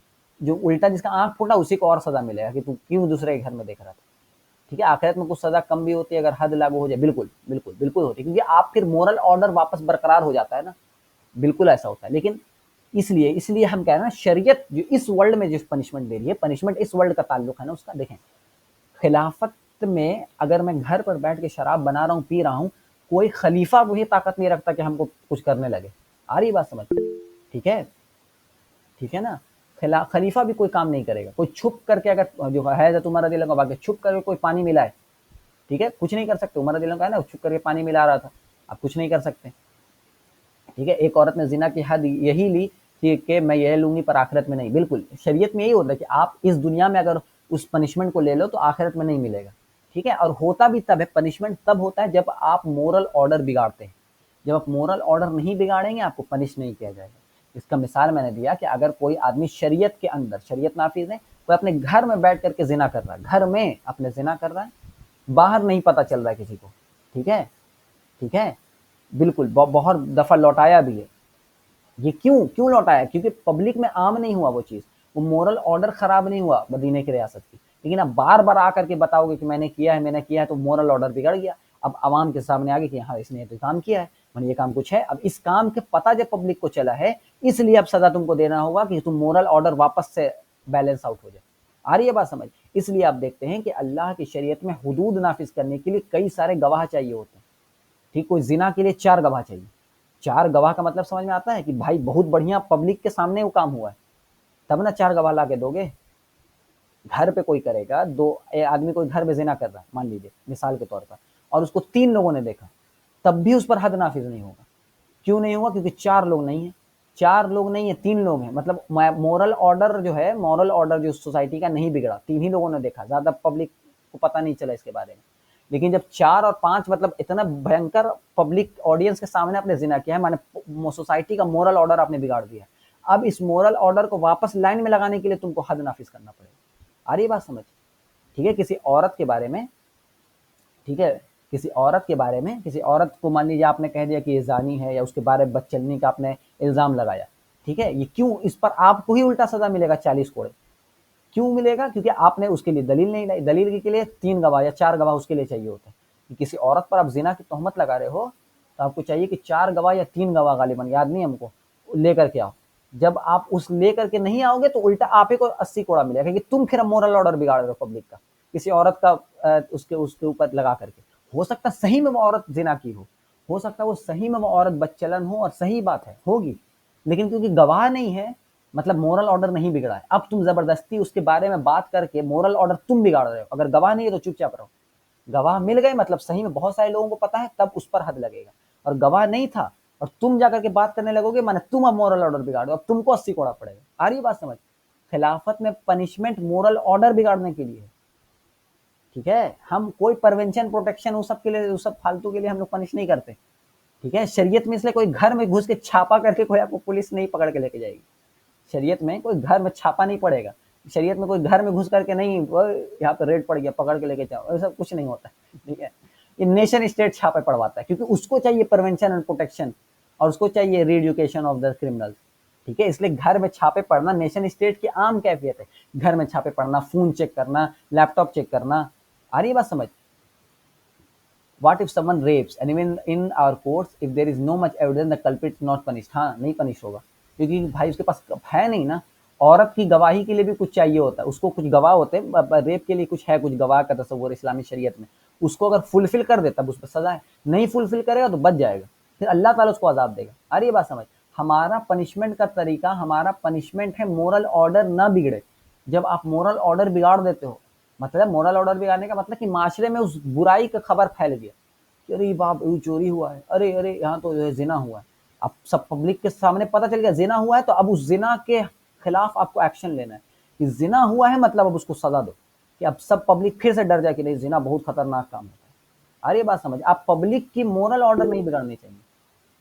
ठीक है, क्या डिफरेंट? बिल्कुल नेशन स्टेट से डिफरेंट चीज है। बिल्कुल नेशन स्टेट के हम जो है कि उस हिसाब से डिफरेंट सजा देते हैं। नेशन स्टेट आपके घर में घुस जाता है, खिलाफत कभी घर में नहीं घुसेगा। अरे घर में क्या हो रहा है, चोरी कर रहे हो या फिर जिना कर रहे हो, घर में घुस के कभी रेड नहीं मारा जाए, क्योंकि मोरल ऑर्डर नहीं बिगड़ता। One is injustice and other is indulging in pleasure. देखें, रेप वर्सेस जिना, देखिए रेप का जो मामला है ना, रेप के लिए भी गवाह चाहिए ना। आप किसी को भी आजकल देख रहे हैं रेप की बुनियाद पर कितने मासूम मर्दों पर जो है कि तोहमतें लगाई जा रही। तो रेप के लिए भी तो कुछ आपको सब्सटेंस चाहिए, एविडेंस चाहिए। हम ऐसे ही थोड़ी किसी की बात मान ले जाएगा। रेप के लिए चाहिए सब्सटेंस। औरत अगर गवाही दे, जिसके साथ रेप हो, गवाही दे कि नहीं अल्लाह की कसम मेरे साथ हुआ है, तब फिर उसको जाहिर है उसको सजा मिलेगा, क्योंकि उसने मोरल ऑर्डर बिगाड़ दिया। ठीक है, ये औरत अब अल्लाह की कसम खा रही है पब्लिक के सामने कि उसके साथ ये काम हुआ है, तो वहां पे पब्लिक ऑर्डर, मोरल ऑर्डर बिगड़ गया, उसको सजा देना पड़ेगा। लेकिन जिना में दोनों का जो है समझिए रजामंदी है, और कोई कुछ बोल ही नहीं रहा है, मोरल ऑर्डर नहीं बिगड़ा है। जब पकड़ में आ जाए, खुद आकर के बोलोगे कि हाँ मैंने किया है, तब सजा मिलेगी। बोले ही नहीं, किसी को पता ही नहीं, गवाही नहीं, कोई सजा नहीं है। आ रही है बात समझ? हम सजा देते हैं, हमारे हुदूद नाफिज होते हैं, मोरल ऑर्डर बिगड़ देता है। इसलिए हमारे में बहुत गवाहों की जरूरत है, गवाह बहुत अहम है हुदूद नाफिज करने के लिए। और ये चीज इस्लाम कोडिफाइड शरीयत वाले लोगों को नहीं पता चलती। इस्लामिस्ट ग्रुप अगर रहे, देखिए बुरा लगने वाली बात नहीं है, हकीकत बात हम बता रहे हैं। इस्लामिस्ट ग्रुप रहे ना, तो वो सबके घर में सीसीटीवी कैमरा लगवा दे कि शराब पीने पर हाथ कटेगा, जैसा या जो है चोरी करने पर हाथ कटेगा, तो जबरदस्ती अब सीसीटीवी कैमरा लगा लगा कर हाथ कटवाएगा। ठीक है, उनका फिर क्योंकि कोडिफाइड शरीयत है, वो फिर नेशन स्टेट के तरीके से घर में घुस घुस के लगाएगा चिप। शराब पियो कि नहीं, चिप होगा। घर से बाहर निकलो, अपना मुंह दिखलाओ और मुंह पे फूंक मारो, शराब पिए कि नहीं पिए, तब तुमको जो है कि अगर पिए तो पिटाई होगी, नहीं होगी तो नहीं। तो हर जगह फिर हद नाफिज होता रहेगा हर जगह पे। आ रही बात समझ? हमारा मकसद हद नाफिज करना नहीं है, हमारा मकसद है मोरल ऑर्डर नहीं बिगड़े। जब मोरल ऑर्डर ऑटोमेटिकली स्टैब्लिश रहेगा ना, तो खुद क्राइम नहीं होगा। जब मोरल ऑर्डर बरकरार रहेगा तो कोई आदमी खुद नहीं गुनाह करेगा, कोई कर ही नहीं रहा, मैं क्यों करूं। आ रही बात समझ? लेकिन जब मोरल ऑर्डर करप्ट होता है, तब फिर सब कोई करता, फिर तो सब कोई कर, हम भी काहे नहीं करेंगे। आ रही बात समझ? हमारे हुदूद नाफिज होते हैं, मोरल ऑर्डर बिगड़ता है तो हम पनिश करते हैं कि मोरल ऑर्डर वापस सही रास्ते में आ जाए। इसीलिए जिना के लिए इतने गवाह, और चोरी करने के लिए उसके लिए गवाह चाहिए। सबके लिए गवाह क्यों चाहिए? कि वो पब्लिक के सामने हो गया, वो अमल पब्लिक के सामने हो गया, मैंने मोरल ऑर्डर बिगड़ गया उस जगह का। अब सजा देना होगा कि मोरल ऑर्डर वापस रास्ते में आए। और कोई छुप छपा के कर ले, किसी को पता नहीं चला। बिल्कुल गुनाह का एम्प्लीफिकेशन, बिल्कुल आजकल गुनाह को इतना एम्प्लीफाई करते हैं, लोगों को बढ़ावा मिलता है बहुत ज्यादा, बहुत बिल्कुल यही काम होता है। इसलिए हम लोग कहते हैं कि आजकल ये कह रहे कि यहाँ बचेंगे कि यहाँ बचे कि उनकी पकड़ होगी। बिल्कुल हाँ, ये बात है। यहाँ अगर बच जाए कोई आदमी, यहाँ चोरी करे और बच जाए, तो वहाँ उसको जाहिर है सजा मिलेगी। ठीक है, उसको सजा मिलेगी, ये मसला नहीं कि बच गया, वो आखिरत में उसको सजा मिलेगी। लेकिन इस दुनिया में हम उसको जबरदस्ती ढूंढ ढूंढ करके नहीं उसको जो है सजा देंगे। आ रही बात समझ? हम जो है उस तरह काम नहीं करते, रेड नहीं पड़ाएंगे घर में रेड पड़ा रहा जी, शराब रखे हो कि नहीं रखे हो। ठीक है, अपना जो करना करो। पब्लिक में अगर मोरल ऑर्डर बिगड़ेगा तो पिटाई होगी। ठीक है, हमारी सजा इस वजह से। और आज देखते हैं गुस्ताखे नबी को जो है उसके चीज को वायरल कर देते हैं लोग कि देखो सब, उससे मोरल ऑर्डर बिगड़ रहा है, उससे जो है कि डिसेंसिटाइजेशन हो रहा है रसूलुल्लाह की इज्जत और हुर्मत के मामले में। अब हर जगह देख रहे वही हो रहा, तो फिर आप जो है कि उसके बारे में उतना हसास नहीं रहते। इसलिए उलमा ने मना किया कि जो आदमी गुस्ताखी के चीज को नकल करेगा उसको भी वही सजा दो कि काहे नकल कर रहा है। आ रही बात समझ? नहीं स्प्रेड होनी चाहिए चीजें। सजा देने वाला अल्लाह शरिया से उसको पनिश करता है, जो वो लोग गलती ना करे। रेप किया और सजा ना मिली तो आखिरत में मिलेगी, बिल्कुल बिल्कुल, और उससे बदतर मिलेगी, बिल्कुल बिल्कुल बिल्कुल। ठीक है ना, ये सारी चीजें आपको अब अल्हम्दुलिल्लाह बात समझ में आ गई कि शरीयत की पनिशमेंट क्या है और नेशन स्टेट क्या पनिश, किस बुनियाद पर पनिश करता है। और अगर इस्लामिस्ट कानून नाफिज हुआ है तो वो भी आपके घर में पकड़ पकड़ के देगा, खैर वो अलग मामला है। ठीक है, तो ये चीजें हमको पता चलनी है। ठीक है, तो इसलिए उलमा कहते हैं कि आपको अगर गुस्ताखी के बारे में पता चले तो आप उसको नहीं शाया करो कि हो रहा है क्या हो रहा है उससे, और मोरल ऑर्डर बिगड़ रहा है, आप सजा खाएंगे। इसलिए हजरत अली रजी अल्लाह के वक्त में हजरत दाऊद अलैहिस्सलाम के बारे में इजराइली रवायत थी, बहुत घटिया किस्म की। ठीक है, वो आप यहूदियत व नसरानियत किताब मैंने दी है, उसको पढ़िएगा तो पता चलेगा। ठीक है, उसको हजरत अली रजी अल्लाह ने मुफस्सरीन को मना कर दिया था कि उसको कोई नकल नहीं करेगा। क्यों नहीं नकल करेगा? कि उससे मोरल ऑर्डर बिगड़ रहा है। ठीक है, तो हम मोरल ऑर्डर सुधारने वाले लोग हैं। हमारा कुछ भी हो जाए मोरल ऑर्डर नहीं बिगड़ना चाहिए। गुस्ताखी के कलमात को दोहराना तो दूर, कुछ उसके बारे में बताना भी गलत है कि उससे मोरल ऑर्डर बिगड़ता है कि अरे हो गया, मतलब आप पब्लिक को डिसेंसिटाइज कर रहे हो। ठीक है, ये मोरल ऑर्डर नहीं बिगड़ना, लोगों को हसास रखना है नबी की इज्जत के बारे में। ये सब चीजें शेयर नहीं करनी चाहिए। ठीक है, तो उल्टा आपको सजा मिलती है। अगर शरीयत होती तो उल्टा आपको अभी सजा मिल रही होती, भाग भाग डंडे पड़ते।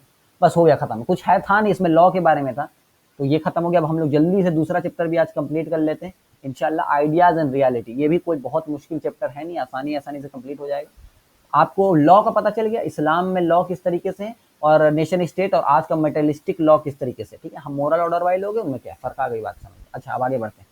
इन practice religion get naturalised by admitting something, ठीक है, by admitting something from the animal part of man's nature. On the other hand utopia becomes humanised on taking on some moral features. अब यहाँ पर देखें, अब यहाँ पर ये मेरा अच्छा एक है, ठीक है, more will emerge as well.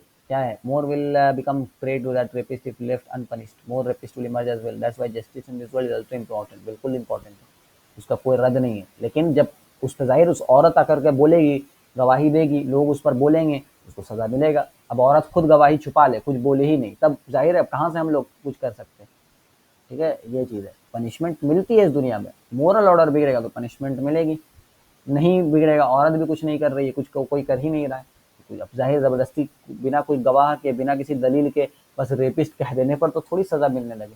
ऐसे करने लगे तो फिर सबसे ज़्यादा तो मेरे ही जैसा लोग को कह देगा पब्लिक कि देखो मुल्ला है, यही केस होगा, ठीक है।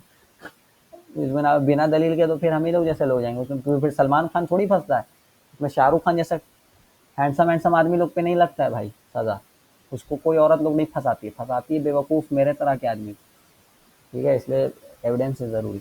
इन practice religion gets naturalised by admitting something from the animal part of man's nature. On the other hand utopia become humanised and take on some moral features. देखें, अब जैसे हमने बात की कि दो ग्रुप थे, ठीक है, एक ग्रुप था प्योर रिलीजन जिसमें भैया कोई जो है कि क्या कहते हैं, कोई वो एंजल बनाना चाहता आपको कि तुम भाई फरिश्ता ही रहो, तुम खाना भी नहीं है, पीना भी नहीं है, शादी भी नहीं करनी, कुछ नहीं करना, वो आपको आसमान पर लेके जा रहा है, ठीक है। दूसरा था मटेरियलिस्टिक अप्रोच, वेस्टर्न अप्रोच, जो क्या कहता है जानवर बनो, धंसा के रखो, उसमें कोई मोरालिटी नहीं है, कोई लॉ ही नहीं है, कुछ है ही नहीं, वो आपको जमीन में डाल रहा है, एक आपको आसमान में उठा रहा है, दोनों आपको ऐसे खींच रहे हैं, आप फट के खत्म, ठीक है। ये आप हिस्टोरिकल रेजर में खड़े हुए, इधर गिर जाओगे कट के, इधर गिर जाओ कट के। अब क्योंकि ये पॉसिबल नहीं है, थ्योरी में पॉसिबल है, हमने पढ़ा भी था कि कार्ल मार्क्स का कह देना कि मोरालिटी डजंट एग्जिस्ट बहुत आसान है क्योंकि थ्योरी में लिखा है, लेकिन जो मार्क्सिस्ट है उसको तो जाहिर है नाफिज करना होगा, उसको मोरल प्रिंसिपल चाहिए अपने हुकूमत के लिए, ठीक है। उसी तरह से प्योर रिलीजन का कह देना कि निकाह नहीं करना, सिलेबसी अख्तियार करो, बहुत आसान है कहना, लेकिन जो आवाम उसको फॉलो करेगी, उसको तो निकाह करना था, तो बच्चे कैसे पैदा होंगे, फिर इंसानियत कैसे चलेगी, आ रही है बात समझ। इसलिए रिलीजन को नेचुरलाइज किया गया, मतलब जो रिलीजन जो आसमान पे चढ़ा हुआ था उस रिलीजन को नीचे आने पड़ा, आ रहा है, उस चर्च के थ्रू नीचे सीढ़ी चढ़ी, प्योर रिलीजन से थोड़ा समझिए वो बीच में आ गई, मंदिरों के जरिए और उनके जो इंस्टीट्यूशन हैं उनके जरिए जो प्योर रिलीजन था वो आ गया अब इंसानी सतह पर। और उसी तरीके से यूटोपिया जैसे जो मटेरियलिस्टिक स्टेट्स हैं उनको मोरल फीचर के जरिए, क्योंकि उनको हुकूमत करनी है, उनको अब ऊपर आना पड़ा, ह्यूमनाइज्ड हो गए, ये नेचुरलाइज्ड हो गए, ये ह्यूमनाइज्ड हो गए, तो दोनों को मिडिल ग्राउंड इख्तियार करना ही पड़ा। One is a descent from the divide and the other is an accession from the animal. जो मैंने बताया, एक जो प्योर रिलीजन है उसको नीचे गिरना पड़ा क्योंकि चर्च ने अलाउ किया निकाह करना, चर्च ने तो अब एलजीबीटी को भी निकाह अलाउ कर दिया। खैर, कहना है कि चर्च ने निकाह अलाउ किया, चर्च ने जमीन खरीदना इख्तियार करवा दिया, और जो है कि ये सारी चीज देखें, मंदिर आप क्या कहता है कि बाल बच्चा भी रख सकते हो, सब रख सकते हो, जो कि प्योर रिलीजन में तो सन्यासी बनना है, आ रही बात समझ। तो एक तबके को जो प्योर रिलीजन का तबका था उसको नीचे गिरना पड़ा आसमान से, जन्नत से, जो फरिश्ता बन रहा था नीचे आया, और जो मटेरियलिस्टिक अप्रोच था उसको क्योंकि लॉ कायम करना है, उसको मोरालिटी देनी पड़ी, उसको कुछ ना कुछ कल्चर देना पड़ा, उसको जो है एनिमल से आपको कम से कम एक बीच में लाना पड़ा, ये चीज हुआ। और यही चीज हम बात आगे करेंगे, चैप्टर बहुत अच्छा है।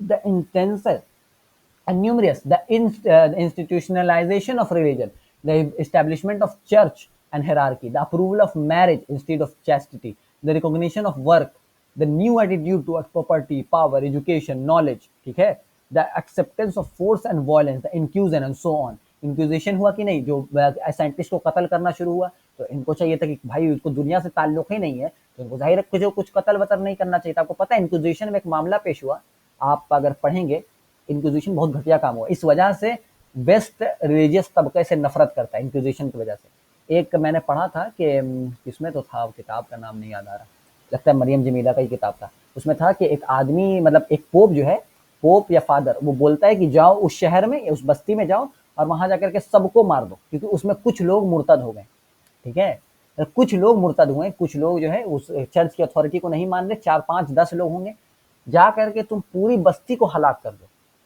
और फिर क्या वजह दिया कि सबको मार दो, God will know his own, God को पता है कौन किसका था, तुम सबको मार दो, तुम मार दो सबको, तुम मोमिन को ही मार दो, काफिर को ही मार दो, मुर्तद को ही मार दो, सबको मार दो, जो मोमिन होगा अल्लाह को तो पता ही है, गॉड को तो पता ही है कौन मोमिन था, उसको बचा लेगा, हम सबको मार देंगे। इस तरह के फतवे देता था पोप, और उस तरह के फतवे चर्च देती थी। इंक्विजिशन इस हद पर हुआ है, औरतों पर थोड़ा सा भी शक हो जाए तो विच हंटिंग के नाम पे मार दे। तो यही जो विच हंटिंग की वजह से आज फेमिनिज्म आया है। आप पढ़ें, मेरा हाईलाइट आप चेक करिएगा कभी, ठीक है, आपको पता चलेगा कि इंक्विजिशन ने एथिज्म को प्रमोट किया। इंक्विजिशन वजह थी जिसकी वजह से एथिज्म आया यूरोप में, और विच हंटिंग वजह थी जिसकी वजह से फेमिनिज्म आया यूरोप में। ये चर्च सबसे घटिया काम किया है, जिसके वजह से आज यूरोप को ट्रॉमा है रिलीजन की बुनियाद पर। इसलिए वो क्रिश्चियनिटी से नफरत करता है और सारे रिलीजन से नफरत करता है, क्योंकि उसको लगता है सारा रिलीजन इसी तरह से होता है। आ रही बात समझ? वो ट्रॉमा है यूरोप का, ये चर्च, ठीक है। तो क्योंकि उसने उस तरह का मामला किया। देखिए, रिलीजन जो प्योर रिलीजन में सारे मामले नहीं है, मैरिज वगैरह और पावर और एजुकेशन और हुकूमत से कोई ताल्लुक नहीं है, ठीक है। ये सारी चीजें आपको पता है। अब आगे हम जरा बढ़ते हैं। Although religion in its essence is called to man to live only for the other world, people have always connected religion with their everyday hopes and aspiration. They actually desired Islam. ये चीज आपको पता है, religion जो pure religion है वो तो भाई दूसरी दुनिया का ताल्लुक है ना, तो इस दुनिया से तो कोई इसका मामला ही नहीं हो, तो अलग दुनिया वाला तो जन्नत का तस्वुर है। लेकिन आप देखते हैं हर रिलीजन का मामला इस दुनिया पर आता है, वो भाई दुआ करता है इस दुनिया को लेकर के, है ना।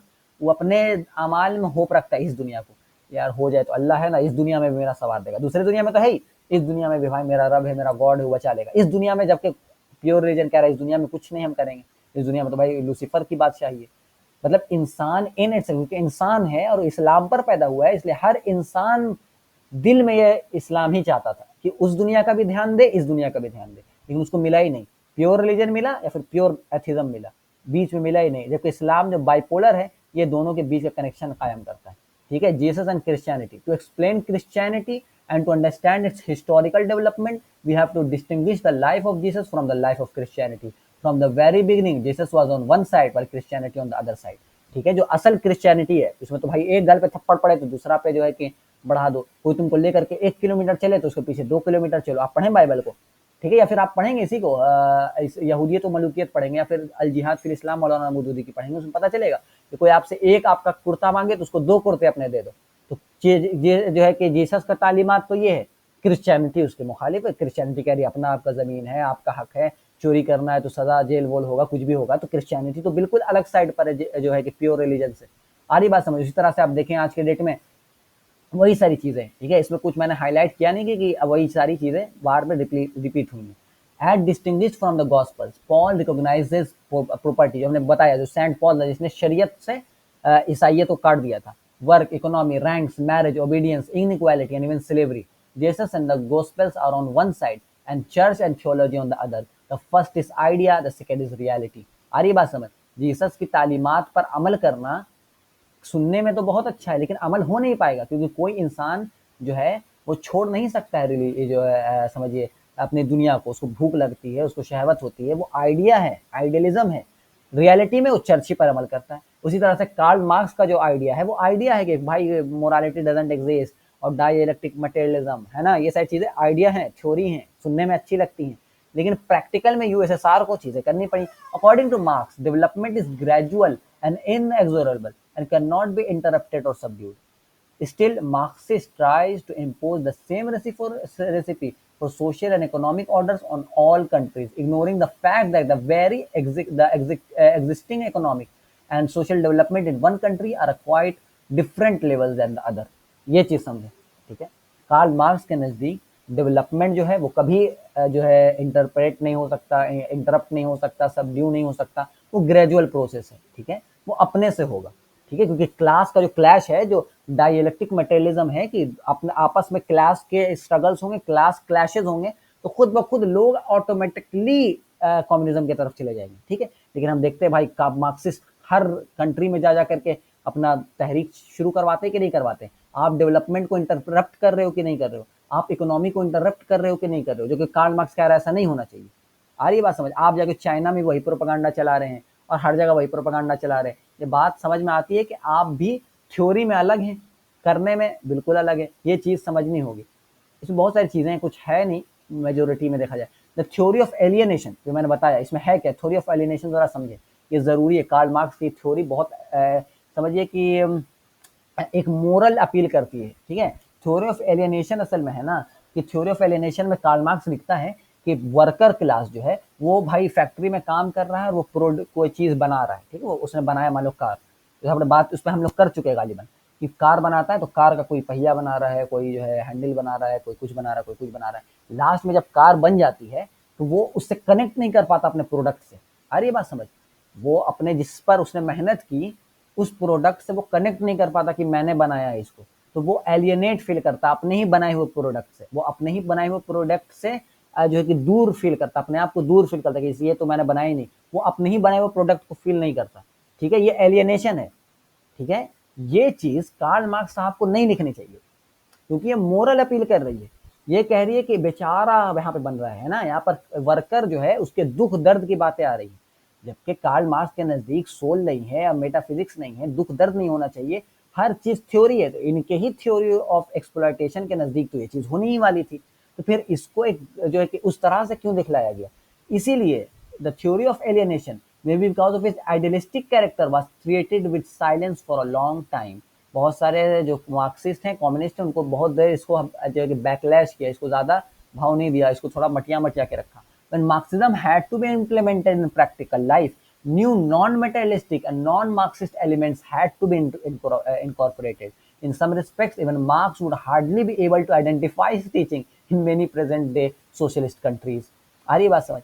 आज का आप देखते हैं ना, चाइना में होता है, क्या कहते हैं उसको, सिटीजन को कुछ मिलता है, मोरल रैंक्स होते हैं, मोरल पॉइंट्स उसके होते हैं, कोई अच्छा काम करे तो मोरल पॉइंट उसका बढ़ जाता है, और कुछ ये काम करे तो उसका मोरल पॉइंट घट जाता है, ये कुछ हो जाता है, उसको कहते हैं कैरेक्टर पॉइंट्स वगैरह कुछ होता है, पॉइंटिंग सिस्टम उनमें, ठीक है। जापान में भी था, जब जापान सोशलिस्ट था शायद उस वक्त भी था कि उनको जो है मोरल पॉइंट्स कुछ मिलते थे। तो भाई जब मार्क्सिज्म मोरालिटी को मानता ही नहीं है, फिर मोरल पॉइंट और सोशल पॉइंट्स कहाँ से आ गए? उसको तो फिर माल से मामला रखना चाहिए था ना। ये सारी चीजें कि मार्क्सिज्म जब प्रैक्टिकल लाइफ में इंप्लीमेंट होगा, जैसे कि जब प्योर रिलीजन प्रैक्टिकल लाइफ में इंप्लीमेंट होगा तो उसको अपनी चीजें छोड़नी होंगी, उसको बिदात इजाद करनी होगी। चर्च बिदत है प्योर रिलीजन का, शादी बिदत है प्योर रिलीजन की, ठीक है। उसी तरीके से मार्क्सिज्म में बिदत है, मार्क्सिज्म को भी क्योंकि उसको इस दुनिया में आना है तो बिदत करना पड़ा, क्योंकि नहीं हो सकता, थ्योरी अलग है, थ्योरी एकदम इनह्यूमन है। थ्योरी में भाई जो आप समझ रहे हो मोरालिटी का ही रद्द कर रहे हो, इनह्यूमन है, लेकिन आपको जब इंप्लीमेंट करना रियल लाइफ में तो आपको उन मोरल लॉज को रखना होगा। जो हमने देखा कि यूएसएसआर ने जबरदस्ती जो है कि पोर्न को आने से रोका अपने सोशलिस्ट कंट्रीज में, क्यों रोका भाई? आपको उससे मसला ही नहीं होना चाहिए था, जो हम लोग बात कर चुके उस पर, ठीक है। तो उसको प्रैक्टिकल बनने के लिए उन चीजों को एक्सेप्ट करना पड़ा जिसको मार्क्स खुद नहीं चाह रहा है। तो even Marx would hardly be able to identify his teachings in many present day social countries, ठीक है। Protestant countries rejected communism for the same reason as they rejected Catholicism। We therefore come to a paradoxical conclusion that communism gets its strength from the very same source as Catholicism and mysticism do। इससे बात समझिए, Protestant ने communism को reject बहुत किया, ठीक है, इसलिए आप देखते हैं इंग्लैंड में नहीं फैला है, ठीक है, इंग्लैंड में इतना ज्यादा कम्युनिज्म नहीं फैला, जबकि रशिया पूरा फैल गया। रशिया कैथोलिक है, ऑर्थोडॉक्स क्रिश्चियंस में कम्युनिज्म बहुत आसानी से फैला, ठीक है, प्रोटेस्टेंट्स में नहीं फैला, क्योंकि प्रोटेस्टेंट्स अथॉरिटी को मानने ही वाले नहीं है। प्रोटेस्टेंट्स जो है कि अपने से इंटरप्रेट करने वाले लोग हैं, ठीक है, वो अथॉरिटी को नहीं मानते। तो कम्युनिज्म में जो है, अच्छा इस्लाम में भी नहीं फैला, लोगों को भी ये नहीं सोचे कि इस्लाम को वो भी कैथोलिक तरह से, नहीं नहीं, इस्लाम में कम्युनिज्म नहीं फैला। सोशलिज्म थोड़ा हद तक फैला, भी अरब में फैला, ठीक है, ज्यादा नहीं फैला लेकिन थोड़ा सा फैला, इतना ज्यादा नहीं फैला, ठीक है। लेकिन कैथोलिक तो पूरा ही, आप देखें पूरा यूएसएसआर रशिया पूरा जो है कि कम्युनिस्ट हो गया, ठीक है, ये चीज है। तो प्रोटेस्टेंट ने कम्युनिज्म को रिजेक्ट किया उसी बुनियाद पर जिस बुनियाद पर उसने कैथोलिक चर्च को रिजेक्ट किया। इससे बात समझ में आती है भाई कि कैथोलिक चर्च जहां से अपना सोर्स लेता है, जहां से पावर लेता है, वहीं से कम्युनिज्म भी लेता है, माने आइडियाज। आरी बात समझ, बस आइडियलाइज है, वो थ्योरी है, अमल नहीं कर पा रहे आप, ना प्योर रिलीजन पर आप अमल कर पा रहे हैं, ना जो मार्क्सिज्म पर अमल कर पा रहे हैं, ना प्योरली कैपिटलिज्म पर अमल कर सकेंगे। कैपिटलिज्म तो कहता है बच्चे पैदा ही ना करो, क्योंकि बच्चे क्या हैं, बच्चे क्या हैं, बच्चे भाई लाइबिलिटी हैं, बच्चे तो भाई उस पर पैसा खर्च होता है और उस पर ही होता है। लेकिन फिर भी एलॉन मस्क बच्चे पैदा कर रहा है कि नहीं कर रहा है? आ रही बात समझो है। देखिए कैपिटलिज्म थ्योरी में कुछ और है, प्रैक्टिकलिटी में उसको आना होगा, तो जाहिर वो इंसान उस पर अमल करता है, और इंसान अपनी इंसानियत नहीं छोड़ सकता, उसको उसी कैपिटलिस्ट थ्योरी को ही छोड़ना पड़ेगा। एक आदमी इंसान है, उसको प्योर रिलीजन की ही चीजों को छोड़ना पड़ेगा, वो अपनी इंसानियत नहीं छोड़ सकता। Marks clearly said as long as the system of production is necessary, the exploitation of man by man is also necessary। ये बात हमने बताई थी कि थ्योरी ऑफ एक्सप्लॉयटेशन पे, कि माँ, कार्ल मार्क्स कहता है कि माँ भी अपने छोटे बच्चे को जो कि उसको एक्सप्लॉइट करती है, क्योंकि हर इंसान दूसरे इंसान को एक्सप्लॉइट करेगा ही करेगा, नेसेसरी है। सिस्टम ऑफ प्रोडक्शन नेसेसरी है, उसी तरीके से एक्सप्लॉइटेशन ऑफ मैन नेसेसरी है कि आप दूसरे को एक्सप्लॉइट करोगे ही करोगे। लेकिन in practice Marxist specially with their political leaders use the term exploitation includes exclusively in its moral human meaning।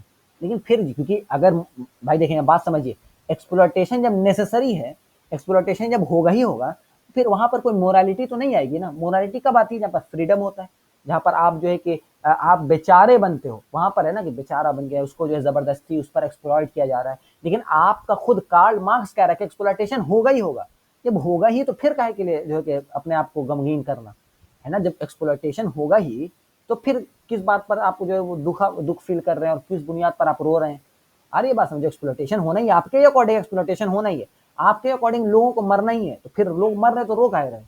Exploitation ceased to be the way of using the work of others, that is an economic or technical operation in the production process। In Marx Das Kapital as well as the Workday chapter इसका exploitation is clearly portrayed in terms of good and evil। इस यही मैंने कहा कि Karl Marx का जो the work day है ना, उसमें भाई एक्सप्लॉइटेशन को गुड और एविल के बुनियाद पर तोड़ा। उसने बोला देखो एक्सप्लॉइट करना बुरा है, जबकि आप खुद कह रहे हो होगा ही, तो फिर बुरा कहां से हुआ। अरे बात समझ लो, प्रैक्टिकलिटी में जब आप चीजों को लेकर के आते हैं तो फिर आप में दिक्कत पैदा आती है, क्योंकि आप अपने थ्योरी को आप प्रैक्टिलाइज नहीं कर पाते, उसको इनिशियलाइज और रियलाइज नहीं कर पाते। The exploiter become personified evil and the exploited victim the personification of the good and just. आ रही बात समझ। ये चीज जब आप खुद कहा आपने कि हर इंसान दूसरे को एक्सप्लॉइट करेगा, तो फिर एक्सप्लॉइट करने वाले को बुरा क्यों करना, वो तो करेगा ही। और जो एक्सप्लॉइट हो रहा है उसको गुड और जस्ट क्यों शो करना, वो तो करे, वो तो होगा ही। ठीक है, ये दिखाता है चीजों को। ठीक है, यही चीज देखें यहाँ पर। To the wife of his friend Koelgemann, who was having difficulty understanding what she was reading, Marx suggested that she read Das Kapital, beginning with the 8th chapter, the Work Day। आ रही बात समझ। Work day को अलग से भी जो है कि प्रोमोट किया गया। वर्क डे जो इनका चैप्टर है दास कैपिटल का, उसको अलग से भी जो है कि अलग एक मतलब दास कैपिटल से अलग करके भी एक छोटे छोटे रसालों में उसको जो है करके डाला गया, क्योंकि वर्क डे है ना, मोरली लोगों को एक्साइट कर रहा है। दास कैपिटल का जो ये वर्क डे है वो लोगों को मोरल ग्राउंड पर बता रहा है एक्सप्लॉइटेशन बुरा है। ठीक है, जबकि मोरालिटी से कोई ताल्लुक ही नहीं है मार्क्सिज्म का।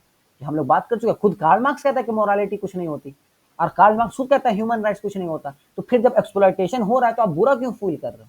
अरे बात समझ, ये चीजें when giving examples of the exploitation of workers, Marx is full of unconcealed accusation like the Old Testament prophets who thundered against wicked deeds and injustice। Karl Marx पूरा गुस्सा हो रहा है, लानत भेज रहा है कि जो एक्सप्लॉइट कर रहे हैं। जब आप कह रहे हो होना ही है तो फिर गुस्सा होना नहीं बनता ना। Still the attitudes of the religious reformers are easily understood because they believe that evil can be avoided. लेकिन जब आप कार्ल मार्क्स हैं, जब आप कहते हैं, आपका दोस्त कहता है man is the product of his environment, तब फिर किसी पर गुस्सा होना, किसी को एक्यूज करना, किसी को गाली देना, तो बेला वजह की बात हो रही है ना।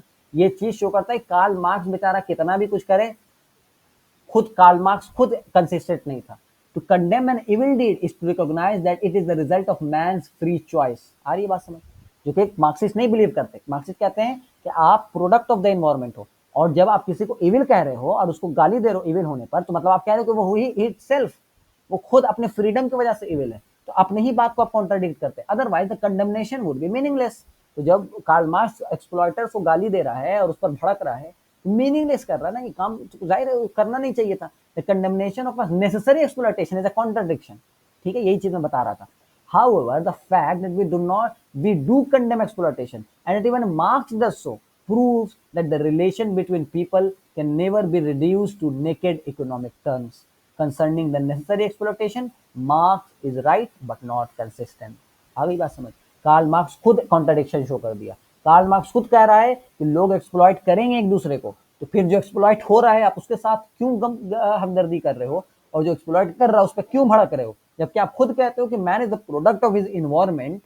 तो उसकी तो कोई गलती ही नहीं रही कि वो एक्सप्लॉइट कर रहा है, फिर आपका भड़कना ही एक समझिए मीनिंगलेस बात हो गई। आ रही बात समझ। थ्योरी में मार्क्सिज्म बिल्कुल अलग चीज है, करने लायक है, कहोगे हाँ भाई हो सकता है। प्रैक्टिकल ग्राउंड में कार्ल मार्क्स खुद नहीं कर पा रहे।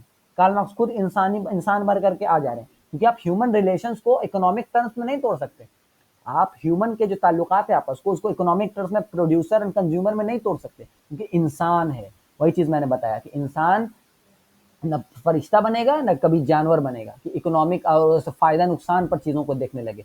इंसान इंसान है, वो इंसान ही रहेगा। It seems that the strength of Marxism comes mainly from inconsistency, that is from the presence of moral and idealistic element from which Marx cannot escape। आदि बात इसलिए कार्ल मार्क्स की जो वर्क डे है उसको अलग से पब्लिश किया गया, क्यों? क्योंकि वो मोरल और आइडियलिक एलिमेंट ज्यादा रखती है। वो जो है कि जो एक्सप्लॉइटर्स को बुरा दिखाने का एक नजरिया रखती है, और एक्सप्लॉइटेड जो लोग हैं उनको एक गुड और जस्ट और उनको बेचारा बताती है।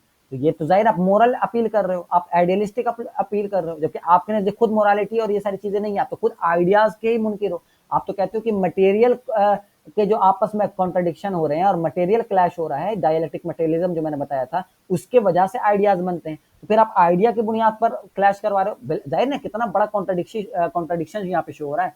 Marks regarded capitalist and worker not only as function but as a moral character, the living symbol of good and evil. One is an oppressor, the other is the oppressed, and the classification engages people morally।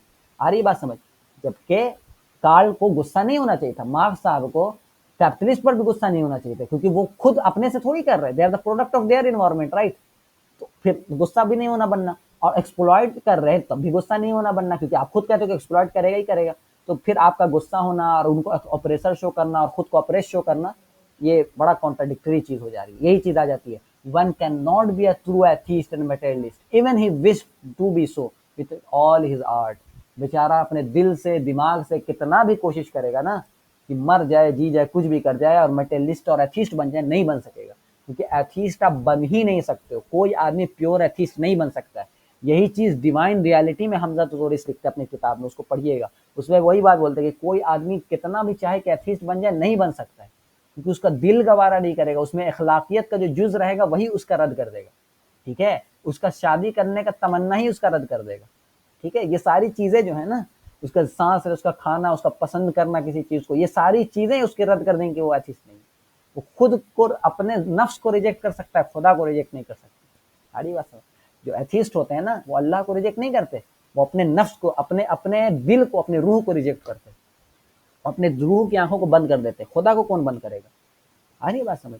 जो atheist है, जो मुल्हिद है, वो रब का reject नहीं करते, वो अपने सोल का रिजेक्शन करते हैं। जब सोल को रिजेक्ट कर दिया तो फिर सबका ही रिजेक्शन हो गया, ठीक है? किसी का औकात नहीं है कि खुदा को रिजेक्ट कर दे, ठीक है? Pure religion demand chastity. Materialism principally permits complete sexual freedom, but both teachings, when confronted with many problems during their implementation, are moving toward the institution of marriage as a middle ground, middle solution। चीज देखिए, pure religion भाई chastity की demand करती है, वो कहती है कि कोई शादी नहीं होनी चाहिए, कोई जो सेक्स का तस्वुर नहीं, ठीक है? Pure religion. मटेरियलिज्म कहता है कि कोई शादी नहीं होनी चाहिए, कंप्लीट सेक्सुअल फ्रीडम है, जिससे चाहो उससे करो, इंसेस्ट एलजीबीटी जो करना है करो, क्योंकि मटेरियलिज्म है, उसके लिए कोई रिलीजन, कोई एथिक मोरालिटी नहीं है। तो एक है जमीन जानवर जैसा, और एक है फरिश्ता। फरिश्ता क्योंकि नहीं करता और जानवर सबसे करता है। आ रही बात फर्क? आप बात समझे? प्योर रिलीजन फरिश्ता जो कि सेक्स नहीं करते, और मटेरियलिज्म जानवर और कुत्ता जो हर किसी से कर रहा होता है। लेकिन जब हमको रियल लाइफ में आना है, जब रियल लाइफ प्रिंसिपल और जब खानदान, जब आप जमीन पर आओगे, रियल लाइफ में अमल करोगे, तो उनको भी ऊपर से नीचे आना पड़ा और इनको भी नीचे से ऊपर चढ़ना पड़ा। क्योंकि उनको ऊपर से नीचे आना पड़ा ताकि भाई नस्ल चले, तो नहीं तो कौन इबादत करेगा खुदा की। और इनको नीचे से ऊपर आना पड़ा क्या? ताकि अफरा तफरी ना फैल जाए, कि पता तो चले कौन किसका बाप है, कौन किसका बाप नहीं है, और हम कैसे तहक्कुम करेंगे अपने सिटीजन का। In original Christianity there is no praise for marriage. Jesus called for complete chastity. You were told not to commit adultery. And I say to you, every one of you who looks at a woman with desire has already committed adultery in his heart. These words can only mean that according to Jesus' teaching, man has to strive for complete chastity. कि औरत का शक्ल भी नहीं देखना। आ रही है बात समझ?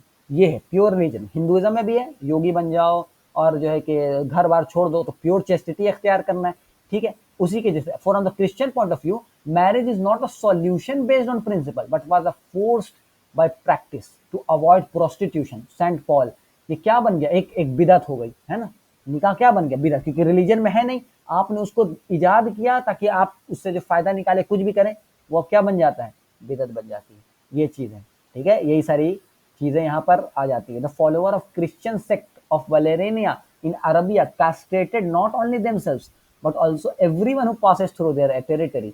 Castration was known among other religious too. Castration आपको पता है क्या होता है, जो आपको पता ही है कि इंदिरा गांधी ने करवाया हुआ था यहाँ पर लोगों का, ठीक है। तो एक क्रिश्चियन व्यक्ति था अरबिया में, तो खुद तो करता ही था अपना जो समझिए मामला खराब, तो दूसरे जो उधर से गुजरते थे तो उनका भी कर देता था। तो ये कास्टेशन हर रिलीजन में रहा है, ठीक है, कि नहीं भाई, नो नो, हमेशा चेस्ट रहना है, कोई जो चेस्टिसी का रद्द नहीं करना है, और ये सारी चीजें, ठीक है। यही चीज प्योर रिलीजन में निकाह का कोई तस्वुर नहीं होना चाहिए। उसी तरह से यहाँ पर देखें कि मैरिज का भी तस्वुर नहीं होना चाहिए, ठीक है। देखें, the first class hostility appeared with the development of the antagonism between man and woman because of individual marriage. With the transfer of the means of production into common ownership, the single family ceased to be a economic unit of society. Private housekeeping is transformed into a social industry. The care and education of the children become a public affair. ये सारी चीजें हैं, ठीक है। अब यहाँ पर देखें क्या ये एंजल्स लिख रहा है कि इंसान को फर्स्ट क्लास हॉस्टिलिटी पैदा हुई जब इंसान आपस में, मर्द और औरत जो इंडिविजुअल मैरिज के लिए अलग हुए और बच्चे जो है कि पब्लिक जगह पर जाने लगे। ये चीज हमने बात हम लोग कर चुके हैं। यहाँ पर अब आ जाते हैं, the return of the institution of marriage is also present in both cases but from different starting point. Christianity from the demand of complete chastity and materialism from the demand of complete sexual freedom.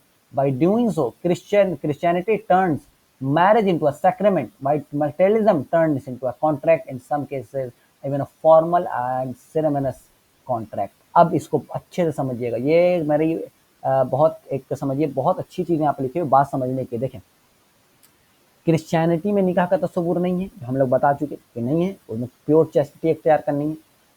Materialism में कोई निकाह का तस्वुर नहीं, क्योंकि हर किसी से फिर करो, फिर जब निकाह कर लोगे तो बाउंड हो जाओगे ना, तो बाउंड नहीं होना, हर किसी से करो, ठीक है। दोनों में निकाह नहीं है। क्रिश्चियनिटी को भी निकाह पर आना पड़ा और यूएसएसआर को भी प्रमोट करना पड़ा कि निकाह कर लो, ठीक है। आज देखते हैं ना, यूएसए प्रमोट करता है और बहुत सारे वेस्टर्न कंट्रीज प्रमोट करते हैं निकाह को। क्यों? क्योंकि बहुत मुश्किल हो जाता है कि आपको पता ही नहीं चलता कौन कैसा है, कौन किधर है। जब मामला खराब होता है, निकाह के अलावा बच्चे पैदा होने लगते हैं, तो स्टेट पर सारा भार आ जाता है, फिर स्टेट को पालना पड़ता है। अरे भाई कैसे सारे खर्चे और पूरा समझ रहे, पूरा एक ऐसा नस्ल पैदा होता है जिसको कुछ पता ही नहीं उसके वालिदैन के बारे में। तो बहुत ज्यादा प्रॉब्लमेटिक है किसी नेशन स्टेट को चलाने में ऐसा नस्ल जिसका कोई माँ बाप ही नहीं, कुछ है ही नहीं जिस पर वो कब्जा कर सके, ठीक है, कि उस पर कोई किसी हिसाब से तहकुम कर सके। कोई जानेगा तब तो वो कौन है, उस हिसाब से तहकुम करेगा, ठीक है।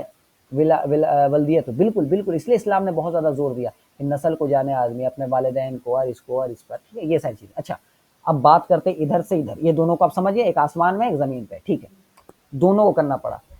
जब जो क्रिश्चियनिटी है या फिर हिंदुइज्म भी है, हिंदुइज्म में भी यही चीज है, हिंदुइज्म और क्रिश्चियनिटी जब निकाह पर आती है तो उसको बस सैक्रेमेंट बना देती है, ठीक है, प्योर सैक्रेमेंट, रिलीजियस सैक्रेमेंट, कि वो टूटेगा नहीं। इसलिए आप देखते हैं क्रिश्चियनिटी में कोई डाइवोर्स का तस्वुर नहीं है, हिंदुइज्म में कोई डाइवोर्स का तस्वुर नहीं है, कभी नहीं था। उनमें तो सती था, हिंदुइज्म में सती था ना, औरत मर गया तो उसके सॉरी मर्द मर गया तो औरत को ही साथ में मर जाना। अगर जो और कुछ हो गया तो औरत जो है उसको उसी के घर के किसी के जो समझिए एक सामान बन जाएगी, उसी किसी के जो समझिए उसका माल बन गई। तलाक का कोई तस्वुर नहीं है, ना क्रिश्चियनिटी में है ना हिंदुइज्म में। क्यों? क्योंकि वो भाई आप उसको एक बिदअत बना रहे हो, आप उनके लिए वो सैक्रेमेंट है, वो कभी टूटेगा ही नहीं, ठीक है, कभी नहीं टूटेगा। दूसरा ग्रुप जो है, जो मेटेरियलिस्टिक ग्रुप है, वो उसको ऊपर जब उठा रहा है तो वो बस कॉन्ट्रैक्ट बना रहा है, ठीक है, वो उसको क्या बना रहा है, सिर्फ कॉन्ट्रैक्ट। अब कॉन्ट्रैक्ट का बेसिक मसला भी है कि वो टूटेगा। अरे बात समझ, जब आप नीचे से कॉन्ट्रैक्ट बनाएंगे तो कॉन्ट्रैक्ट में एक होता ही एंडिंग, कब खत्म होगा।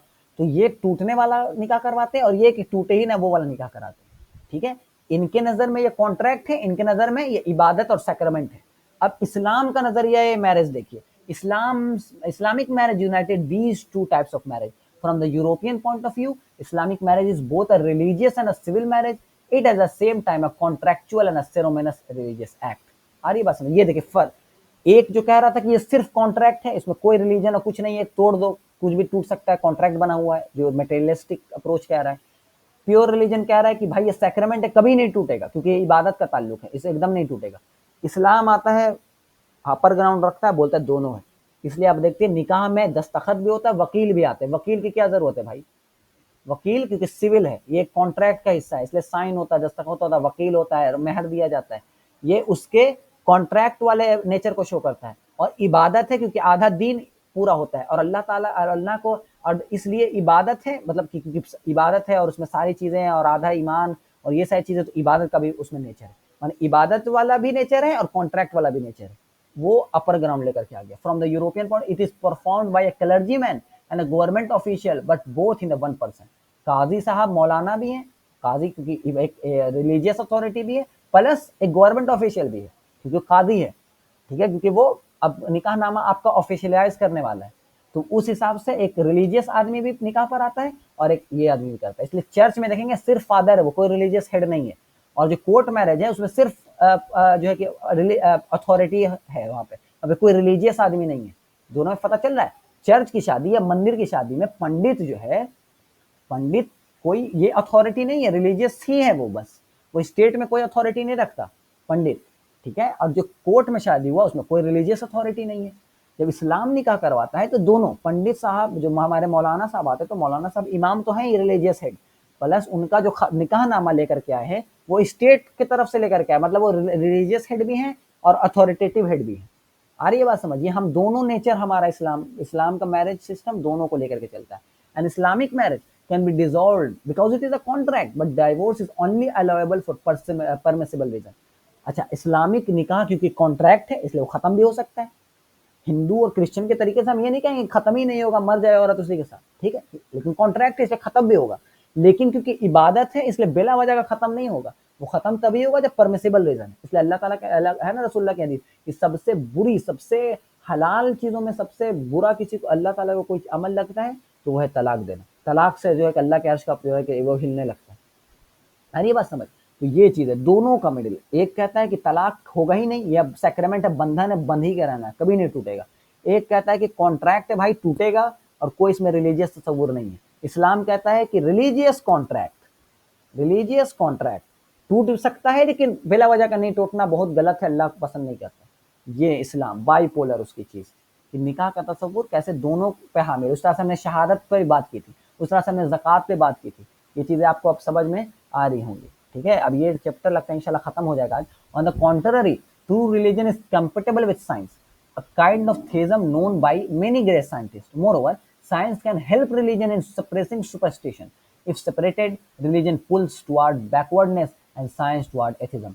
देखें, रिलीजन और साइंस हमेशा साथ साथ चलेगी। जो ट्रू रिलीजन है, प्योर रिलीजन की बात नहीं हो रही, ट्रू रिलीजन की बात हो रही है। ट्रू रिलीजन जो है वो हमेशा साइंस के साथ कॉम्पेटेबल होगा। इस्लाम था जो हमने यूनिटी ऑफ नॉलेज पे बात की, और हमने एक और आपको बताया था, वो बात याद आपको होगा, कौन सी बात थी, हाँ, अब अल्लामा इकबाल की बात बताई थी आपको, the reconstruction of religious thoughts से, कि अल्लामा कहते हैं कि जरूरी है कि मजहब में अकल का भी मादा हो थोड़ा सा। अगर अकल का मादा नहीं होगा तो वह आपकी शख्सियत का जुज नहीं बन सकेगा, आपकी शख्सियत का मुस्तकिल जुज नहीं बन सकेगा। ये बात थी, मैंने बताया है पहले के लेक्चर्स में, आपको याद होगा। अल्लामा कहते हैं कि अगर कोई रिलीजन ऐसा है जो बस सुपरस्टिशन पे, उसमें आपका अकल या फिर जो साइंस आप उसको कह दें, उसमें अकल और रैशनैलिटी आपको उस पर हामिल नहीं है, आपको उसका रजामंदी नहीं दे रहा है, तो वो आप मान तो लोगे, आप उसको अपना अकीदा सब बना लोगे, लेकिन वो आपकी शख्सियत का मुस्तकिल जुज नहीं बनेगा। मतलब वो आपकी पर्सनैलिटी में कोई असरअंदाज नहीं करेगा।